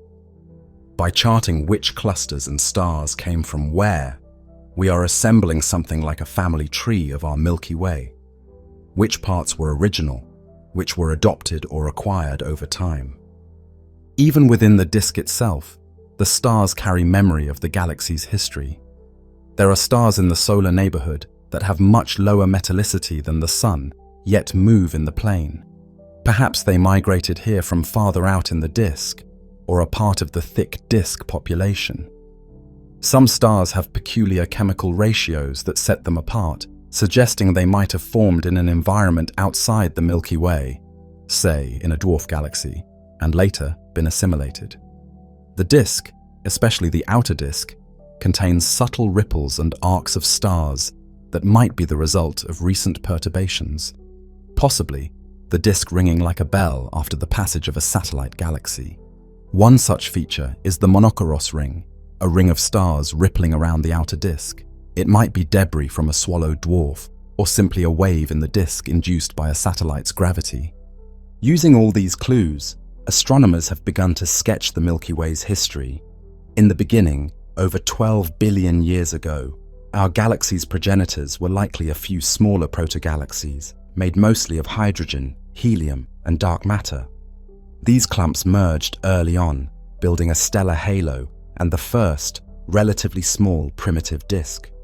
Many of the globular clusters formed in this era, either within the protogalactic fragments or in the nascent Milky Way. Then, around 10 billion years ago, a significant merger, Gaia-Enceladus, delivered a load of stars to the halo and possibly created the thick disk by dynamical heating. Subsequent to that, the Milky Way spent the next several billion years evolving more quiescently. Gas continued to fall in, some perhaps from intergalactic filaments, some from smaller infalling dwarfs, and the thin disk grew outward, forming stars steadily. Our galaxy's spiral pattern likely persisted and perhaps reformed at times, and a bar may have formed a few billion years ago as the central disk became unstable and elongated. Minor mergers continued. Even today, the Sagittarius dwarf galaxy is being consumed, and the large and small Magellanic Clouds, our prominent satellite galaxies, are interacting with our halo and will eventually merge as well. Through all this, star formation has cycled on and off, enriching the interstellar medium further with each generation. The Sun's birth about 4.6 billion years ago came at a relatively calm time in the Milky Way's life, long after the major mergers, in a galaxy that already had a well-defined spiral structure and plenty of heavier elements. In a sense, our galaxy is a mosaic assembled from many pieces, some formed in-house, others acquired, and this process is ongoing. Even as we speak, the Milky Way is not done changing. It is surrounded by dozens of satellite galaxies, like the Magellanic Clouds and many ultra-faint dwarfs. Some of these will eventually merge into it, and looking to the far future, our galaxy itself is on course to merge with the Andromeda Galaxy, M31, some 4 billion years from now, an event that will drastically reshape both into a new, larger galaxy. The Milky Way's story is still unfolding, and we happen to find ourselves at a rather calm chapter in that long tale. In reading the stars and their motions, we have essentially become galactic archaeologists. We take the present evidence, the trajectories and elemental makeup of stars, and infer the past events that produce them. It's astonishing that here, on a little planet, we can piece together events that occurred 10 billion years ago and tens of thousands of light years away. And yet, piece by piece, we have done exactly that. The result is a narrative of construction and transformation. Our Milky Way grew by accretion and mergers. It has been both the cannibal and the cannibalized. It has swelled over time with the infusion of fresh material, and it continues to evolve. It remembers the violence and fireworks of its youth in the motions of old stars, and it wears the accreted stars of smaller galaxies as part of its halo, like scars or trophies. We have come far. From wondering what the Milky Way's band was in the sky, we have arrived at a point where we can describe its structure, its composition, its movement, and even its history. And perhaps, on some distant world orbiting a star on the far side of the Milky Way, there could be other beings looking up at this same band of light from their vantage point, asking similar questions. They too would face the challenge of understanding the Milky Way from within, unaware of our existence, just as we were long unaware of theirs. If such observers exist, then the mystery of our galaxy is a shared one, a grand puzzle that beckons to any creature with the will to look up and wonder. About 100 years ago, we didn't even know for certain that anything lay beyond the Milky Way. This very question was the subject of the Great Debate in 1920 between two leading astronomers, Harlow Shapley arguing that the Milky Way comprised the whole universe, Heber Curtis contending that the spiral nebulae were outside our galaxy, perhaps galaxies themselves. It was only in 1924 that Edwin Hubble measured the distance to the Andromeda Nebula and found it to be far, far beyond the Milky Way. In that moment, our perspective expanded immensely. The Milky Way was revealed to be just one of countless island universes. A large galaxy, yes, but hardly the only one. Our galaxy went from being the entirety of the cosmos to being one member of the local group, our small cluster of galaxies, similar in stature to Andromeda. Today, with modern instruments, we have even measured the mass of our galaxy and Andromeda. The Milky Way is approximately on the order of 1 trillion solar masses in total. That's 1,000 times the mass of our Sun, though stars and gas are only about 10–15% of that. The rest is dark matter. Andromeda is of comparable mass and size, and contains perhaps 1 trillion stars to our few hundred billion. Knowing this places our galaxy in context. Not only is the Milky Way not the entire universe, it isn't even the biggest galaxy in our local neighborhood. Yet for us, the Milky Way is uniquely significant. It is home. When we gaze at that Milky Band, we are looking into the structure that made us. Our Sun's existence, the heavy elements that form our planet and our bodies, the gentle environment that shelters life. All these are products of the Milky Way's long evolution. We owe our very existence to events that happened in our galaxy long before the Earth formed. Ancient supernovae that synthesized iron, for example. We are connected to the Milky Way profoundly. We are a part of it. To truly appreciate our galaxy, it helps to use more familiar analogies. To illustrate another way, imagine the Milky Way as an enormous city of stars. The spiral arms are like brilliant avenues, lined with hot young stars that shine like neon signs, bustling with nebula where new buildings, stars, are under construction. The central bulge is a crowded downtown, full of old red giants that glow like streetlights in an ancient district.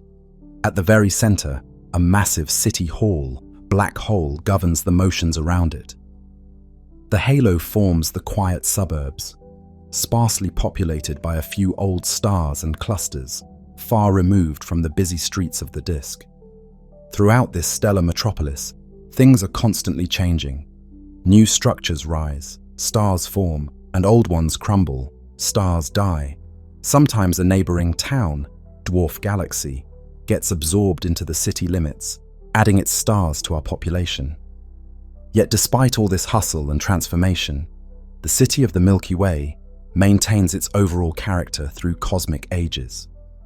We, living on Earth in a calm neighborhood, the Orion Spur, off one of the major arms, are citizens of this galactic city.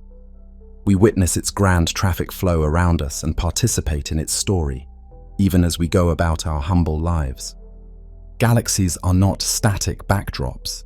They are active, dynamic systems.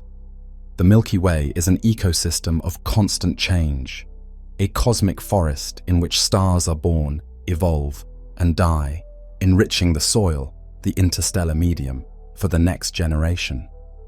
Stars form in the spiral arms, live their lives, the most massive burning out quickly, the smaller ones enduring longer, and eventually end, quietly if they are sun-like, dramatically if they are huge supergiants. When a massive star dies, it goes supernova. The explosion not only disperses heavy elements into space, but its shockwaves can jolt nearby gas clouds, possibly triggering the birth of new stars. This feedback loop, stars giving back matter and energy to the galaxy, is crucial. Through this feedback, the galaxy redistributes energy and matter and regulates its star formation.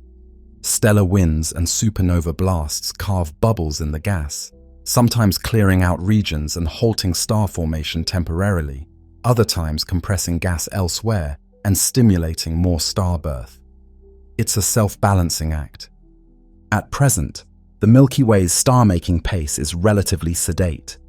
It converts only a few solar masses of gas into new stars each year on average, perhaps 1 or 2 new stars like the Sun, and a few more lower-mass stars annually. By cosmic standards, this is a gentle rate. It's enough to keep the spiral arms adorned with some bright newborns, but not so high that we burn through all our gas quickly.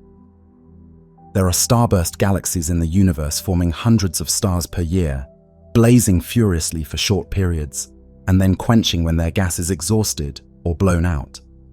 But our Milky Way seems to prefer a steady, sustainable cadence of star formation. This moderate behavior ensures that the Milky Way's gas supply will last many billions of years to come.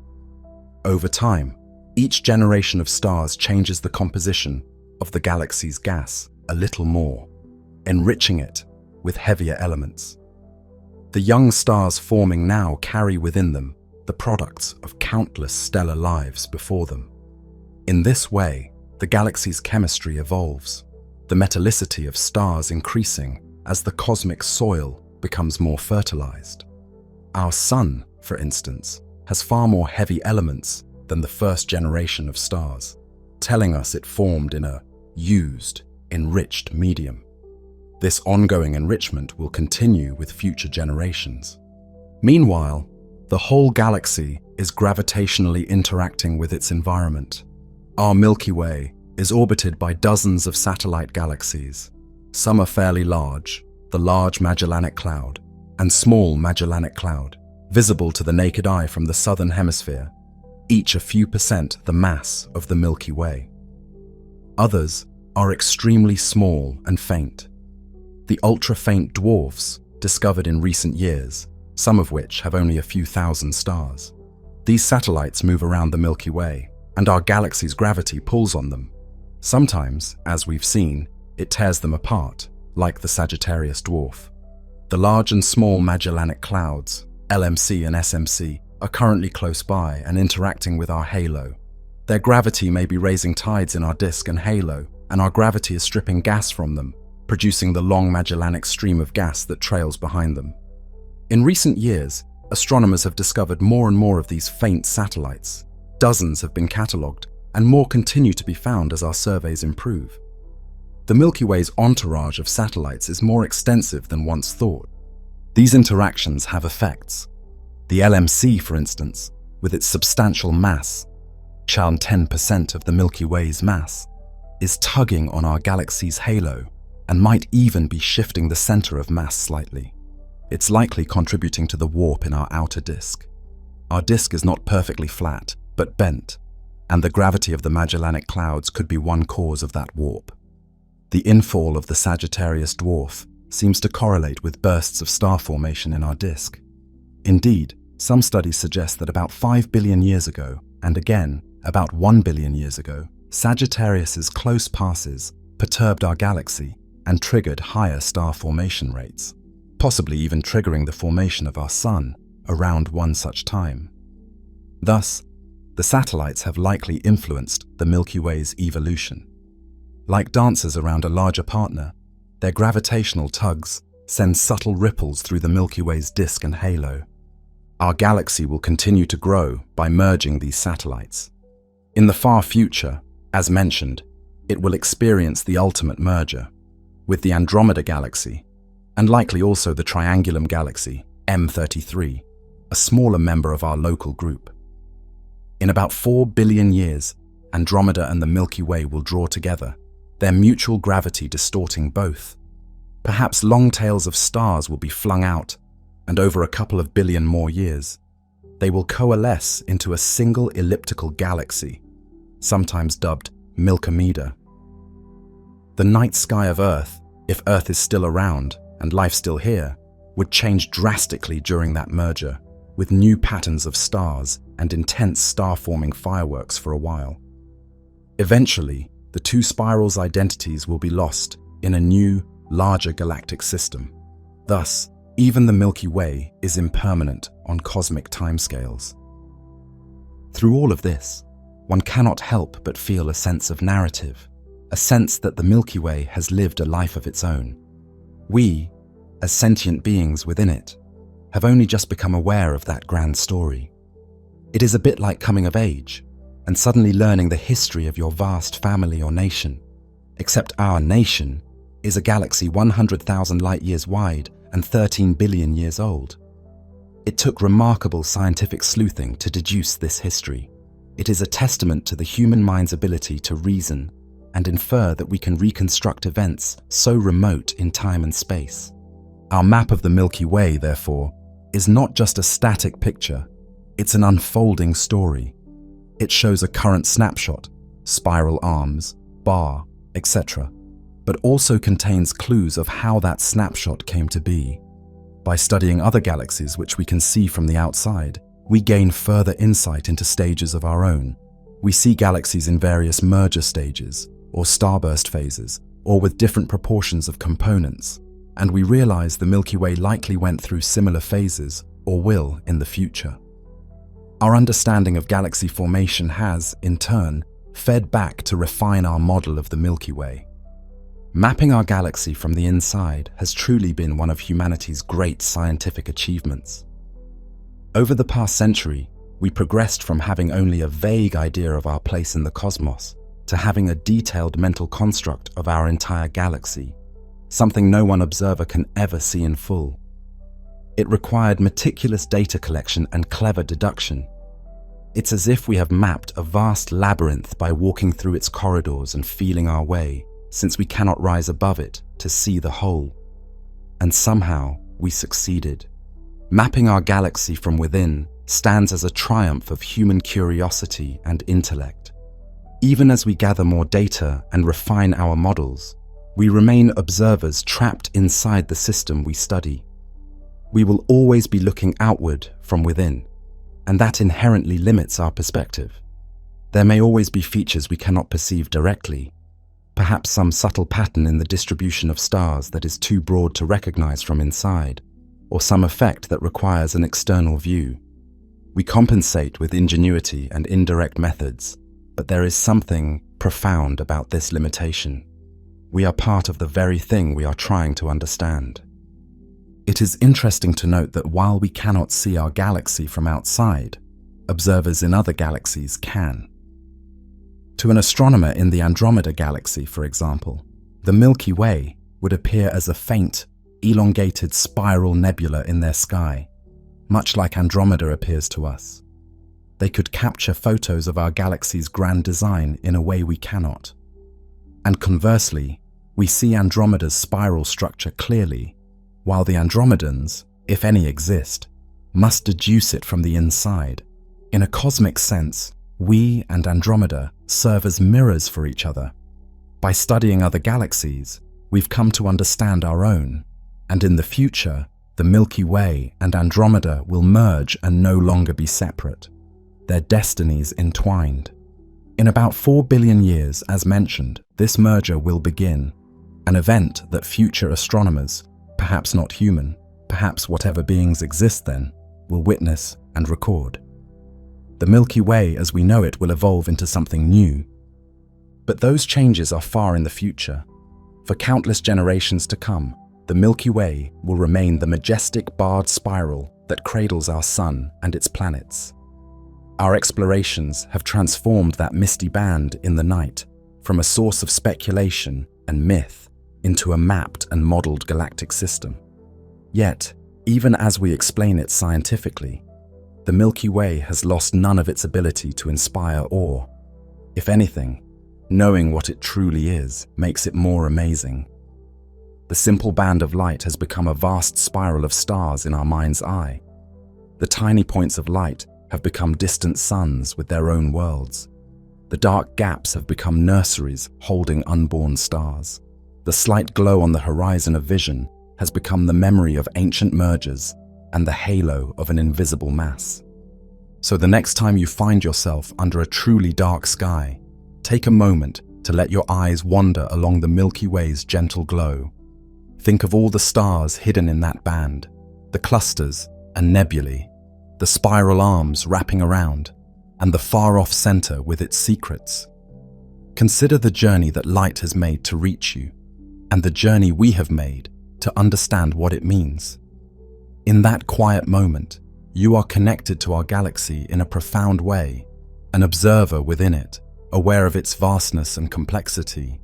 Think of how many before you have stood under this same sky, seeing that milky arc and wondering what it was. Now you carry the answer to their wonder. The Milky Way is our home galaxy, breathtaking in its scale, dynamic in its story, and you are a part of it. The hazy band of light ceases to be just an appearance. It becomes a personal encounter with the cosmos, a bridge between you and the ancient, ongoing story of our galaxy. It is a reminder that even as we strive to explore and understand the universe, we are already deeply home within it, nestled among the stars of the Milky Way, forever looking out and in. What is the universe? Silence, darkness. Before time began, there was nothing. No space to move in, no time to mark a before or after, no light, not even darkness, only a void beyond understanding. There was no where or when for anything to exist. It is nearly impossible to imagine a state of absolute nothingness, or perhaps a state where our familiar concepts mean nothing at all. And then, in an infinitesimal fraction of a moment, something changed. Out of the void, a point of infinite potential coalesced, a seed containing everything that would become the universe. Imagine everything and nothing, cradled together in a single point. No space around it, no time before it, only potential, waiting. Then, a moment that defies imagination. The point erupts. Not a burst into empty space, but an expansion of space itself. The fabric of reality unfurling. From smaller than an atom to cosmic proportions in a heartbeat, space-time inflates violently, doubling and redoubling in scale, faster than any light could ever travel. In absolute silence, the universe explodes into existence. But this explosion is more like the sudden stretching of a limitless fabric. Distances between any 2 points swell at a fantastic rate. In this initial breath of creation, chaos and order are one. All the energy that will ever exist is packed together and now rushing outward. The universe is born in that silent, searing instant. A foaming ocean of light and raw energy, brimming with possibilities. The newborn cosmos is a hot, glowing fog of energy. Space rushes outward faster than any light within it can catch, stretching and cooling as it grows. In that instant after creation, the temperature is so unimaginably high that matter as we know it cannot yet exist. There are not even atoms, only a shapeless fire. Forces that will later rule physics are entwined in a single unified superforce. But as the universe expands, this unity breaks. The forces separate into gravity, electromagnetism, and the strong and weak nuclear forces, each taking up its role. Amidst the searing glare, pure energy begins condensing into tiny particles. Like sparks freezing into snowflakes, ephemeral specks of matter flicker into being. Quarks, the small kernels of matter, pop out of the energy field and join in threes to become protons and neutrons. Electrons whirl into existence. These particles and their opposites, antimatter twins, appear in pairs, colliding and vanishing in flashes of light. It is a wild, churning state of being, an unimaginable ballet of particles. For an instant, a proton might spring forth, only to meet its mirror opposite and vanish in a flash. This dance of creation and destruction fills every tiny fraction of space with constant activity, like popping foam on the crest of a wave. A frantic balance of creation and annihilation reigns, matter and antimatter wiping each other out as soon as they form. Yet by a quirk of fate, a slight excess of matter survives this mutual destruction. Out of countless annihilations, only a tiny fraction of matter remains, without being cancelled out by antimatter. Those lonely survivors will eventually form all the galaxies, stars, and planets we know. Within the first fleeting minutes of its existence, the universe cools just enough for some of the protons and neutrons to stick together. They fuse and form the nuclei of the simplest elements. Hydrogen is born in abundance, and helium as well, along with a trace of lithium. The young universe is now a blazing plasma, a fireball of bright, ionized gas filled with a haze of electrons, protons, and helium nuclei. Light exists in plenty. Photons stream everywhere, but the universe is still opaque, like the inside of a star, because those free electrons keep scattering the light. Photons bounce from particle to particle, unable to travel freely. The cosmos glows brilliantly, but like an eternal fog-bound sunrise, light trapped in a dense mist. If there were eyes to see, they would witness brightness everywhere, but no clear forms, only a uniform radiance.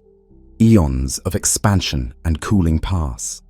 The once blazing cosmos dims from white-hot to red-hot to a dull orange glow, like iron cooling in a forge.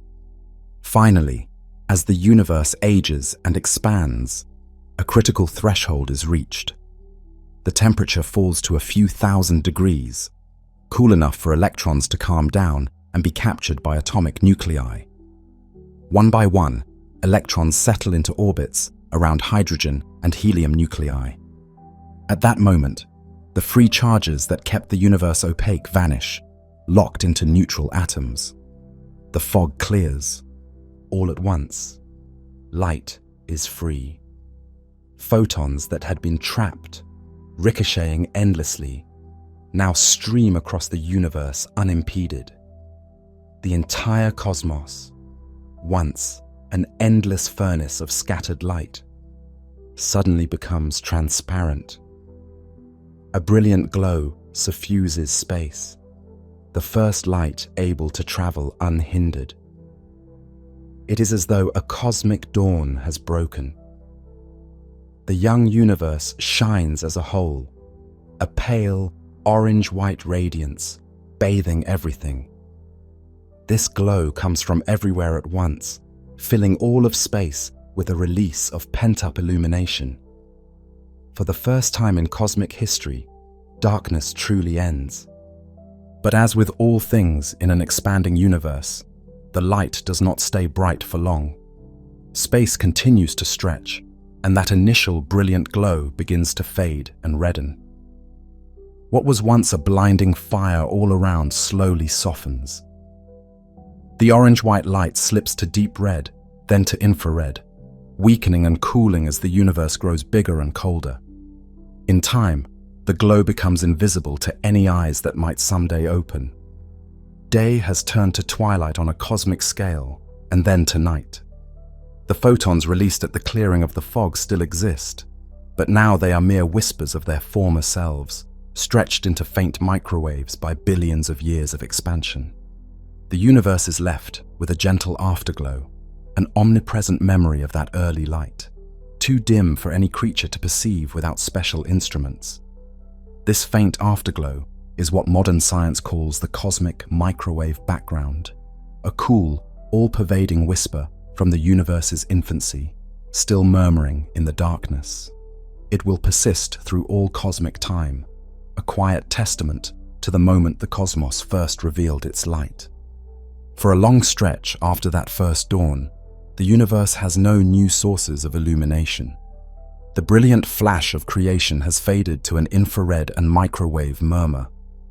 To any hypothetical observer then, space would now appear black and starless. The cosmos has entered a deep cosmic night, a dark age before the first stars. Yet in this darkness, something profound is happening. The universe is no longer perfectly uniform. Tiny ripples in density, imprints from the universe's explosive birth, have begun to grow. Under the gentle but relentless pull of gravity, matter starts to gather into ever so slightly denser clumps. The primordial hydrogen and helium gas, spread almost evenly across space, finds itself ever so subtly thicker in some areas than others. Those areas draw in more gas from their surroundings. Invisible hands, gravity's hands, are sculpting the cosmic landscape. Vast swaths of gas begin to flow along unseen paths, collecting into filaments and nodules. In the darkness, the primordial cosmos is taking on structure. A cosmic web is emerging, though no one is there to see it. Slowly, ever so slowly, the darkness is seeded with the promise of light. Over millions of years, diffuse gas pools into clouds, and those clouds condense into tighter knots. Gravity sculpts filaments and knots in the diffuse gas, a delicate framework stretching across space. Where the filaments intersect, gas piles up into deepening gravitational wells. Dense pockets form like dew collecting on a web, and within them, pressure and heat begin to build relentlessly. Eons pass in darkness as these invisible battlefields of gravity and pressure play out, until, at last, gravity's relentless pull triggers a dramatic event. In one of these collapsing clumps of gas, a point of light ignites. Deep within a particularly dense cloud, hydrogen atoms are squeezed so tightly and heated so intensely that they begin to fuse together. Like countless nuclear bombs detonating each second, this fusion unleashes a brilliant flood of energy. A new star's fire is lit. After ages of darkness, a pinprick of starlight pierces the cosmic night. A star is born. The first star the universe has ever known. It's a massive, hot star, far larger than most that will come later. In its core, nuclear reactions burn furiously, turning hydrogen into helium and releasing a blinding radiance.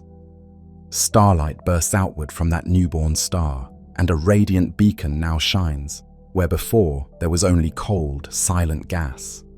This lone star is soon joined by others. In neighboring dense pockets across the early universe, gravity ignites more stellar flames. One by one, throughout the cosmos, new lights flicker on as other gas clouds collapse and give birth to stars. They gather in clusters, the earliest proto-galaxies, tiny precursors to galaxies, each a swarm of newborn suns.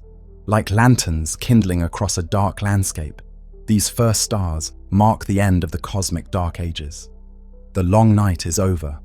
The cosmos has had its first sunrise. The earliest stars are giants, colossal suns blazing blue-white with ferocious heat. They burn their fuel extravagantly, shining far brighter than the stars of later eras. But they live very short lives. They are born in a universe devoid of heavy elements, made only of primordial hydrogen and helium, which allows them to grow more massive than almost any stars that follow. These stellar leviathans pour out searing ultraviolet light that begins to clear the murk of leftover hydrogen gas around them. Ultraviolet photons rip electrons from hydrogen atoms in their vicinity, turning that gas back into hot ionized plasma. Each young star creates a bubble of transparency around itself, pushing back the curtain of remaining darkness. As more and more stars form, these bubbles expand and merge. Gradually, the flood of starlight rayonizes the cosmos, banishing the primordial gloom and making space transparent even to the fiercest ultraviolet rays. The universe, once a cold void, is now studded with brilliant fires. The lives of these first stars, though luminous, are tragically brief. In mere millions of years, a blink by cosmic standards, they exhaust their fuel. Inevitably, one by one, they begin to die. As a massive primordial star nears its end, its core can no longer sustain the fusion that holds up its great weight. With the fuel spent, there's no longer outward pressure to balance gravity's inward pull. The core of the star caves inwards in a matter of seconds, heating and compressing to unimaginable extremes. In many cases, this collapse triggers a colossal rebound. The star's outer layers rush inward, then violently explode outward. The star dies in a titanic supernova, a detonation so bright it can, for a brief time, outshine entire galaxies. For that brief moment of death, the star accomplishes something miraculous. It creates elements heavier than helium that never existed before in the cosmos. In the furious furnace of the supernova, atoms fuse into new kinds: carbon and oxygen, silicon and iron, gold and uranium, and many more. The dying star hurls these newfound treasures into space, along with its blazing guts of lighter elements. Its outer layers explode outward at incomprehensible speed, a shockwave racing through the surrounding darkness. What was once a tranquil, steady star becomes an expanding shell of incandescent gas, a supernova remnant, enriching the cosmic medium with the ash of newly forged elements. Some massive stars collapse so completely that their cores become black holes, regions of gravity so intense that not even light can escape. Others leave behind ultra-dense neutron stars, city-sized spheres of degenerate matter. But regardless of these exotic remnants, the most far-reaching legacy of the first stars is the enrichment of space. The heavy elements scattered by their supernovae spread out and mix into the surrounding gas. Without such stellar catastrophes, planets and life as we know them would be impossible. These first stars are cosmic alchemists. In dying, they forge the ingredients for worlds and living beings to come. Thus, paradoxically, the destruction of the earliest stars lays the groundwork for even greater complexity in the universe. The once pristine cosmic gas is no longer pure hydrogen and helium. It is seeded with new elements, metals, later generations of astronomers will call them. These added elements radiate heat more efficiently, allowing gas clouds to cool faster and fragment into smaller clumps. In the ashes of the first supernovae, enriched clouds of gas begin to collapse anew. The next generation of stars is born amid the debris of the first. While stars are being born and dying, gravity is orchestrating an even grander dance on larger scales. The first stars don't form in isolation. They gather in groups, bound by their mutual gravity. Dozens, then hundreds of these pioneers swarm together, forming star clusters that are the seeds of galaxies. Over time, more gas falls into these clusters, spawning new stars, and the clusters grow. Small proto-galaxies merge with their neighbors, drawn together like droplets of water coalescing on a window pane. With each merger, a new, larger galaxy takes shape, its form changing in the violent embrace. Two stellar systems may collide and pass through one another. Individual stars rarely crash head-on, given the vast space between them. But their gas clouds slam together, triggering brilliant bursts of star formation. In these cosmic collisions, galaxies are born and transformed. Rotating disks flatten out and sprout majestic spiral arms, or chaotic mashups settle into glowing ellipticals. The history of the universe is a history of structure emerging and growing. Clumps of matter becoming star clusters merging into galaxies, galaxies assembling into even larger galaxies. On a larger canvas still, gravity draws galaxies into communities. Galaxies are not scattered randomly. They collect in groups and clusters, and these clusters themselves clump along unimaginably long filaments. The matter in the universe forms a vast, foamy pattern, the cosmic web. Galaxies line up in gossamer threads and walls, outlining enormous voids where hardly any galaxies shine. Picture a sponge, or a spider's web, on the scale of hundreds of millions of light years. That is the distribution of galaxies in our cosmos. In this grand design, clusters of galaxies are nodes where filaments intersect, and between these bright nodes stretch sparse bridges of matter. The voids between are like black hollows, cosmic cavities, with only a sprinkling of galaxies inside. If we could view the universe from far above, we would see something like a luminous web or the neural network of a giant mind. Galaxies linked by filaments across the dark.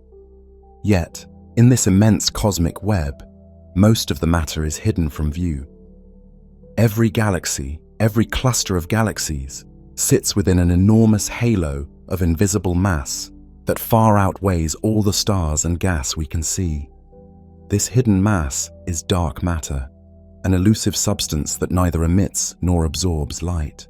It slips through ordinary matter almost like a ghost, rarely interacting except through the force of gravity. But its gravitational influence is profound.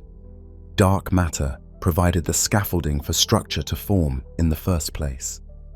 Long before stars ignited, vast clumps of dark matter were drawing in gas, herding it into the filaments and halos that became galaxies. Now, it holds galaxies together and keeps their fast-spinning stars from flying into space. We infer its presence because stars in the outer regions of galaxies orbit faster than they should if only visible matter existed. Something unseen is contributing extra gravity. We also detect it indirectly through gravitational lensing. Distant galaxies appear distorted or duplicated because light bends around massive concentrations of unseen matter, like a cosmic funhouse mirror. All the evidence whispers of a huge invisible presence. Dark matter is the silent architect of the cosmos on large scales, the unseen glue that binds the glittering galaxies into the cosmic web. Without it, the universe would be a very different, likely far emptier place. While dark matter pulls the cosmos together, another mystery pushes it apart. For eons, gravity reigned, slowing the expansion of space. But long ages after the Big Bang, the balance tipped. The expansion, which had been decelerating under gravity's drag, found a new impetus and began to accelerate again. Space itself seems to possess an eerie energy, a built-in pressure of the vacuum that shoves galaxies away from each other. We call this dark energy, though the name is merely a placeholder for something we have yet to truly comprehend. It is everywhere, hidden in empty space, gentle yet relentless in its repulsive push. Over time, dark energy's influence grew and came to dominate the universe's evolution. Distant galaxies, once merely coasting outward, are now racing away faster and faster as space expands ever more rapidly. The cosmic web is being stretched thin. The majestic clustering of matter is now facing a counterforce that, given enough time, will carry even the largest structures apart. In the end, dark energy promises that the universe will not remain as it is. It will rush onward, faster and faster, into a future of its own making. Now step back and consider the journey so far. A blazing birth, expansion, the formation of structure, stars flaring into existence and dying in glory. Underlying it all is an irreversible flow, the arrow of time. Why does time move ever forward, never backward? Because the universe progresses from order to disorder, from a smooth beginning to an ever more complex yet increasingly disordered state. The early cosmos was hot, dense, and astonishingly uniform. Despite its ferocious energy, in some sense it was simple and low in entropy, highly ordered. Over time, contrasts emerged, structure formed, and energy spread out. Entropy, the measure of disorder, has been steadily increasing. This one-way increase of entropy is the script that time follows. It's why stars exhaust their fuel and burn out instead of refueling and burning backward. It's why glass shatters and never unshatters, why we grow older and never younger. The universe's expansion and the gradual winding down of energy distributions set a direction to time like an arrow fired from a bow. Every supernova scattering star stuff into space, every photon streaming into the night, and every galaxy carried farther apart by expansion. Each event is one more tick of time's arrow, an irreversible step from what was to what is to what will be. The past is fixed behind us, the future unknown ahead. And yet, within this grand drift toward disorder, something remarkable has happened. Complexity has blossomed. The same laws that mandate increasing entropy also allow local pockets where entropy decreases, as long as greater disorder is produced elsewhere. In the aftermath of the first star's deaths, enriched clouds of gas could cool and fragment more efficiently, giving rise to intricate star systems with planets and moons. Out of these materials, on at least one small world in the vast darkness, atoms began to assemble into elaborate structures that could grow and replicate. Against the backdrop of a cooling, expanding universe rushing towards simplicity, complexity took root. There arose molecules that could copy themselves, tiny flickers of order sustained by feeding on sunlight and the warm chemistry of oceans. Life had begun. In warm little ponds, or perhaps around undersea hot springs on that young world, the first living cells emerged, microscopic, membrane-bound droplets carrying out primitive chemistry. These were the humble ancestors of all future life, utterly simple, and yet already striving and evolving, sustained by the energy of their parent star. From simple single cells, life on that blue world grew more intricate with time. Some microbes learned to harness sunlight. New oxygen flooded the skies and transformed the planet. Single cells joined together, forming multicellular beings. Life swarmed in the seas and eventually crept onto the barren land. There were times of exuberant diversification and times of mass extinction, but some living threads always survived to continue the story. In due time, after billions of generations of subtle improvements, sensing, thinking, creatures emerged. Beings with eyes to see and minds to wonder now walked under the stars. Out of molecules that once danced aimlessly in primordial oceans, consciousness sparked into existence. With that, the universe, in a small corner of itself, became aware. Through these curious beings, matter gained the ability to reflect on itself, to feel awe at the sky above, to seek meaning in the stars. The cosmos, which began in unconscious darkness, now had eyes to behold its light and ask its own nature. From the moment those beings gained the spark of awareness, the stars called out to their curiosity. Early on, around primal campfires, they crafted stories about the sky, a great domed tapestry of lights set there by gods or ancestral spirits. The sun and moon became characters in their myths, and the glowing band of stars overhead was seen as a river of milk or the pathway of souls. They had no idea what those points of light truly were, yet the mystery itself captivated them. Over many generations, their questions only grew deeper. They learned to track the wandering planets, to predict eclipses and the changing seasons. Curiosity begat observation, and observation begat science. They built tools, first simple charts and astrolabes, later telescopes that could magnify the heavens, and spectroscopes to break starlight into rainbows. With each step, the cosmos revealed more of itself. The morning star in the dawn sky proved to be a world like their own. Fuzzy patches of light in the dark turned out to be entire galaxies. Bit by bit, these descendants of the primordial life began to piece together the tale of the universe. They uncovered the age of rocks and the sun, learned the language of mathematics and light, discovering that simple equations could predict the motions of planets and the behavior of energy. They saw farther in space and time than eyes alone ever could, out to distant galaxies and back to the universe's fiery birth. In modern times, humanity has catalogued galaxies billions of light years away and detected whispering signals left over from the birth of the cosmos. In doing so, we found that reality is grander than any myth our ancestors once imagined. Having come this far, these curious beings begin to ask grand new questions. They measure the sky with their instruments and ponder what they find. They wonder, is our universe the only one, or just one chapter in an endless library of universes? What lies beyond the edge of what we can see? Does space go on forever, or does it curve back on itself like a gigantic sphere?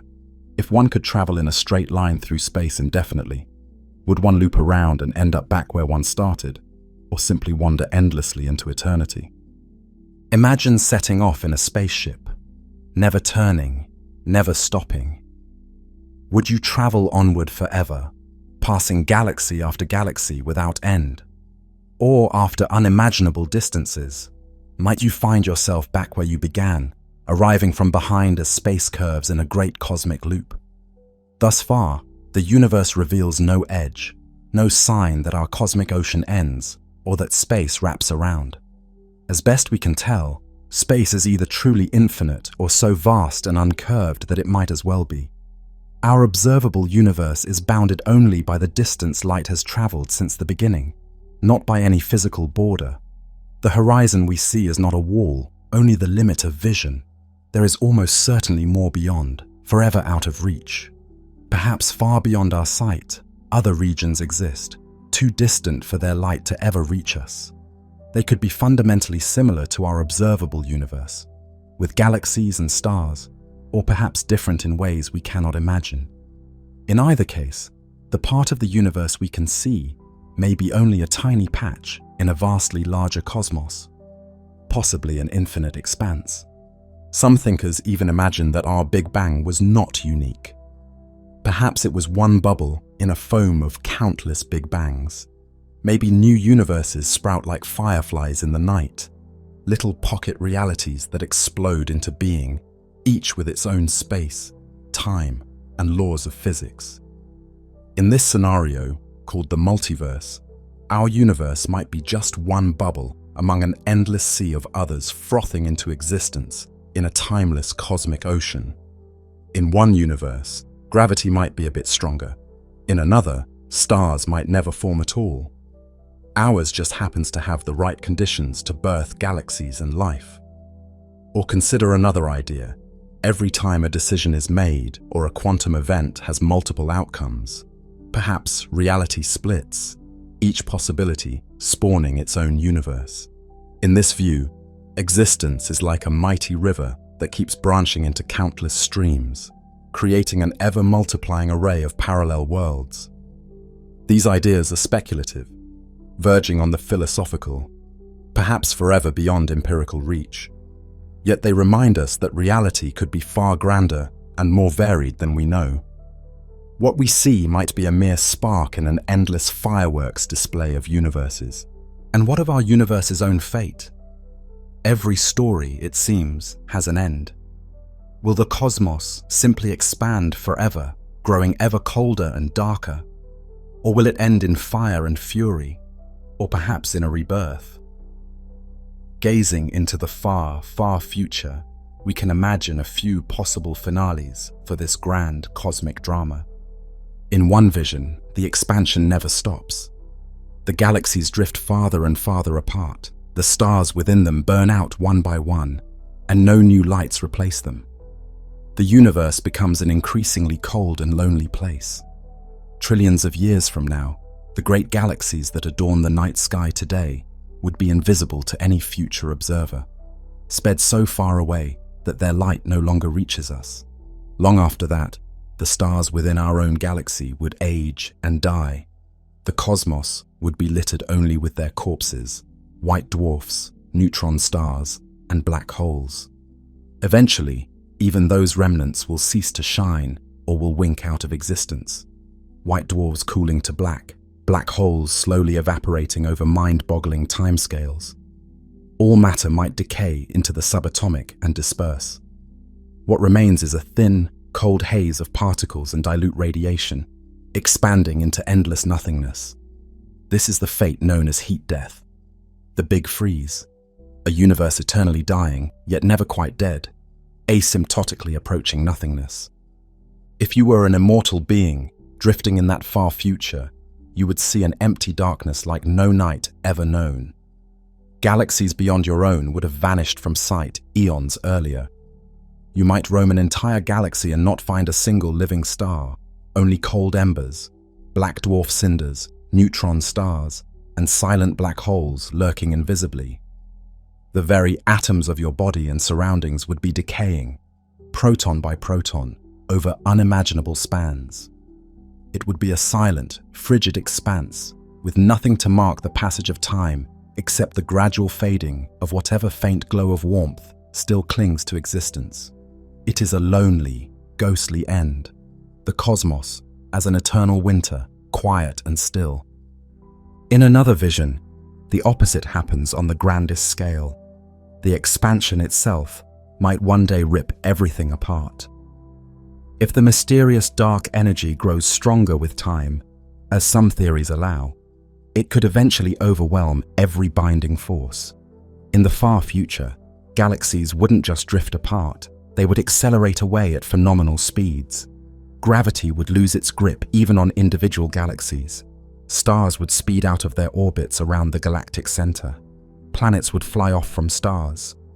Ultimately, in the last moments, even atoms could be torn asunder, ripped apart by the expansion of space itself. Space would literally rupture, in a final catastrophic burst of all structures. The Big Rip, a cosmic dissolution of all order. Such an end would be as violent as it is swift. If you lived in a time approaching a Big Rip, you would witness a bizarre and terrifying sequence of events. Galaxies that once glimmered in the night would vanish, one after another, as the fabric of space carried them beyond your horizon. Then your own galaxy would stand alone in the darkness, all others gone. In the final weeks or days, that darkness would start to brighten strangely, not from new light, but because the stars of your galaxy itself are flinging outward past you, leaving you amid fewer and fewer neighbors. The night sky would grow increasingly black as stars stream away into the void. Then, perhaps only your star system remains. In the last minutes, planets might slip from their orbits. The moon might spiral away from its planet. In the final seconds, the planet itself could come apart beneath your feet, crust, oceans, and core flying off as space tears it loose. You too would not be spared. First, pulled apart into molecules, then atoms, then subatomic bits, until even those are ripped from one another. In a big rip, the cosmos unmakes itself violently, a swift and total disintegration where all of creation's threads are unraveled into nothing. There is also a more circular vision. Perhaps gravity will one day halt the expansion and draw everything back inward. In this scenario, the cosmos would reach a maximum size, and then, ever so slowly, begin to contract. Galaxies would start to converge. Distant clusters would grow larger in the sky as they come hurtling closer. Over unimaginable spans of time, all matter and space would crunch back together. The universe that began in a bang of creation could end in a crunch of destruction, a big crunch, where space collapses into a hot, dense state once more. Some speculate this could even lead to a bounce, to a new Big Bang born from the old universe's ashes, making the cosmic story cyclical, an infinite series of expansions and contractions. If the cosmos were destined for a big crunch, the far future would grow brilliant and hot instead of cold and dark. Imagine billions upon billions of years hence. The expansion has not only stopped, but reversed. Galaxies begin rushing together. The night sky, now dark in our era because of immense distances, would start to brighten as more galaxies crowd into view. Thousands, then millions of galaxies, shining with the light of their trillions of stars, would fill the heavens. As time goes on, these galaxies would collide and merge, and the sky would blaze with the light of star formation everywhere. The cosmic background glow that is now a cold, faint microwave whisper would heat up to a warm glow, then to a furious glare, as all light becomes compressed in the shrinking universe. Eventually, all galaxies would coalesce into a single, all-encompassing fireball. In its final moments, everything, every atom, every star, every black hole would crash together. The universe would become an unimaginably hot, dense point once again. It would be as if the universe was rewinding to its beginning. The final heartbeat of this cosmos might echo the first, ending in a silent, searing singularity. Perhaps, as some hope, that final collapse could be a rebirth, an implosion that triggers a new explosion, a new Big Bang, with a new universe emerging phoenix-like from the old. Or perhaps it truly would be the end. A brilliant flash of everything, then absolute silence. No one yet knows which fate awaits our universe. Endless expansion and freezing, a violent ripping apart, a grand collapse and potential rebirth, or some other end we have yet to imagine. For now, we live in a precious era of cosmic history. Enough time has passed since the beginning for galaxies, stars, planets, and life to have formed, but expansion has not yet accelerated, so much as to plunge everything into darkness. We exist during the cosmic midday, when the sky is rich with galaxies and the afterglow of creation still faintly lingers all around us. We can study the cosmos in this fortunate time and piece together its past, glimpse its possible futures, and marvel that we are here, alive and aware, witnessing the universe in its splendor. In our quest to understand reality, we have discovered that the familiar is not what it seems. Deep down, matter is not solid, and empty space is not truly empty.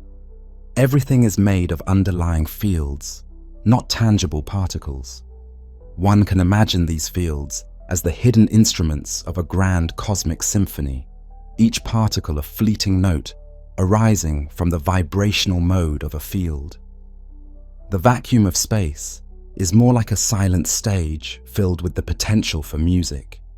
What appears empty is in fact a medium filled with invisible fields, electric fields, magnetic fields, gravitational fields, and more, that permeate all of existence. A particle is really a localized ripple in these fields, a little wave carrying energy. Thus, every atom in our bodies is a tiny vibration in a field that spans the universe. Even the void seethes with quantum whispers. Virtual particles flit in and out of existence, a restless sea of possibility beneath the veneer of nothingness. The closer we examine reality, the more it dissolves into a mesh of energy and information, a phantom dance of fields and probabilities. Space and time, too, have revealed their intimate strangeness. They are not rigid, separate backdrops to events, but a unified, flexible fabric, space-time, that can bend, stretch, and wrinkle. Mass and energy warp this fabric. A massive body like the Earth or the Sun creates a dimple in space-time around it, causing passing objects or beams of light to curve as they go by. Time itself can slow down or speed up depending on conditions. A clock on a speeding spacecraft ticks more slowly relative to one at rest. A second near a black hole can last longer than a second far from it. If you were to hover near the edge of a black hole's gravity, you would experience time passing normally for you, but an outside observer might see your movements stretched and slowed enormously. Space and time are malleable. When massive stars dance and merge in the depths of space, they send faint tremors through the fabric of space-time, gravitational waves that ripple outward like the surface of a pond disturbed by a stone. We have learned to hear these whispers of space-time. In giant detectors on Earth, we've caught the subtle stretching and squashing of space itself as black holes in distant galaxies collided and made the very planet quiver by less than the width of an atom. Reality, it turns out, is far more fluid and surprising than our everyday senses suggest. And through it all, filling the backdrop of the cosmos, is that gentle glow from the beginning of time. Once a brilliant flash of newborn light, now stretched to a cool whisper, it bathes the entire universe. It is a cool remnant of the fireball era, a billboard in the sky quietly proclaiming our origins. We are immersed in this ancient light at every moment, warmed imperceptibly by photons that have been traveling for nearly the universe's entire lifetime. The past is never fully gone. It surrounds us, humming softly just beyond our vision. Even in the stillness of a moonless midnight, with the stars glittering overhead, the air around us carries the faint whisper of the Big Bang. Here, on this tiny blue world, orbiting an unremarkable star in the outskirts of an ordinary galaxy, the universe has opened its eyes. We find ourselves alive, aware, and filled with questions inside a cosmos so vast and ancient that our minds strain to grasp it. We feel small beneath the sprawl of stars overhead, yet we are intimately connected to them. The very substance of our bodies was forged in stellar furnaces and spread through space by stellar deaths. The calcium in our bones was forged in the belly of a supernova and cast into the galaxy before condensing into the world that would one day become our home and finding its way into our bodies. The iron in our blood once dwelt in the core of a massive star long ago. It rode the shock wave of that star's explosion, floated through interstellar space, and eventually became part of the dust and rocks that built this planet. The carbon in our DNA was cooked in the hearts of dying stars and released into the galaxy, wandering for eons until incorporated into the cells of our ancient ancestors, and now into us. Every atom in your body has traveled through time and space to be part of you. When we say we are made of stardust, it is the literal truth. We are made of this cosmos. We are built from its history. We are a way for stardust to contemplate the stars, for the cosmos to know itself.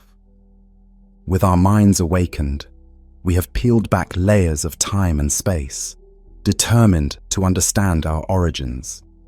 We have found that the universe is even more majestic and mysterious than those early sky watchers around the fire could have imagined. We have sent probes to other worlds and seen our planet from afar, a pale blue dot suspended in darkness, realizing how small and precious our home is. We have built great observatories that collect the ancient light from the beginning of time, and particle accelerators that recreate conditions just after the Big Bang. Every question we answer leads to deeper questions, but each discovery brings us a bit closer to the truth of our origins. Through science and art, through myth and mathematics, we continually translate the cosmos into terms we can understand. We create music and poetry inspired by the stars, and equations and theories to explain them, all in an effort to express the inexpressible. In doing so, the universe is writing its story through us. Our art, our science, our curiosity and creativity, they are the universe's way of reflecting on itself. What is the universe? It is an unfinished story, both out in the heavens and within our own minds. It's the totality of all that is, matter and energy, space and time, and also the emergent experiences those give rise to, like beauty and love and curiosity. It is every galaxy that twirls, every star that shines, every life that lives. It's the roar of the Big Bang and the quiet whisper of a human heart pondering the cosmos late at night. It is, in a sense, the universe asking itself what it is. We, tiny motes of consciousness on a small planet, carry the torch of this grand story forward. We are the narrators and also characters in the cosmic epic. In seeking to find our place in it, we find that we are it. We are not separate from the universe at all, but an inseparable part of its unfolding. The universe is inside us, made of us, as much as we are inside the universe. Its story is our story. In the end, the universe is a grand cosmic symphony, and we are a brief but vital motif within it, yet integral to its music. As we live and love, explore and create, we add our own notes to this ongoing composition. The music began long before we arrived, and will continue long after we are gone. But for this fleeting moment, we can listen to it, we can marvel at it, and we can even play our part. Through our ears, the universe listens to its own harmony. Through our eyes, it gazes upon its own magnificence. Through us, the universe feels wonder. As we gaze into the darkness sprinkled with ancient light, we cannot help but feel a profound connection. The atoms of our bodies were born in stars. Our thoughts are shaped by laws that govern galaxies. We are the universe, awake, curious, and able to ponder itself. In our brief lives, in our questions and dreams, the cosmos achieves a form of self-awareness. The story of the universe is still unfolding, and we are chapters in its narrative, co-authors of its next verse. So, what is the universe? It is more than a collection of galaxies and particles and physical laws. It is an experience, an ongoing, mysterious experience that includes the rise of conscious beings who can ask that very question. It is the primordial darkness and the burst of light. It is the weaver of space and time and the tapestry woven. It is the question and the desire to understand. It's the infinity that birthed us and that we now reach for in our thoughts. The universe is the grandest of all stories, the story of everything. And through our questions, our explorations, and our awe, that story continues. The universe is still writing itself through us. Each of us, with our wonder and our creativity, is a means for the cosmos to know itself and to continue its epic. In the final reckoning, the most beautiful creation of the universe may not be a star or a galaxy, but the very capacity to appreciate its wonders. We are the universe's way of marveling at its own majesty. And as long as there are beings to look up at the sky and feel awe, the universe's story will never truly end.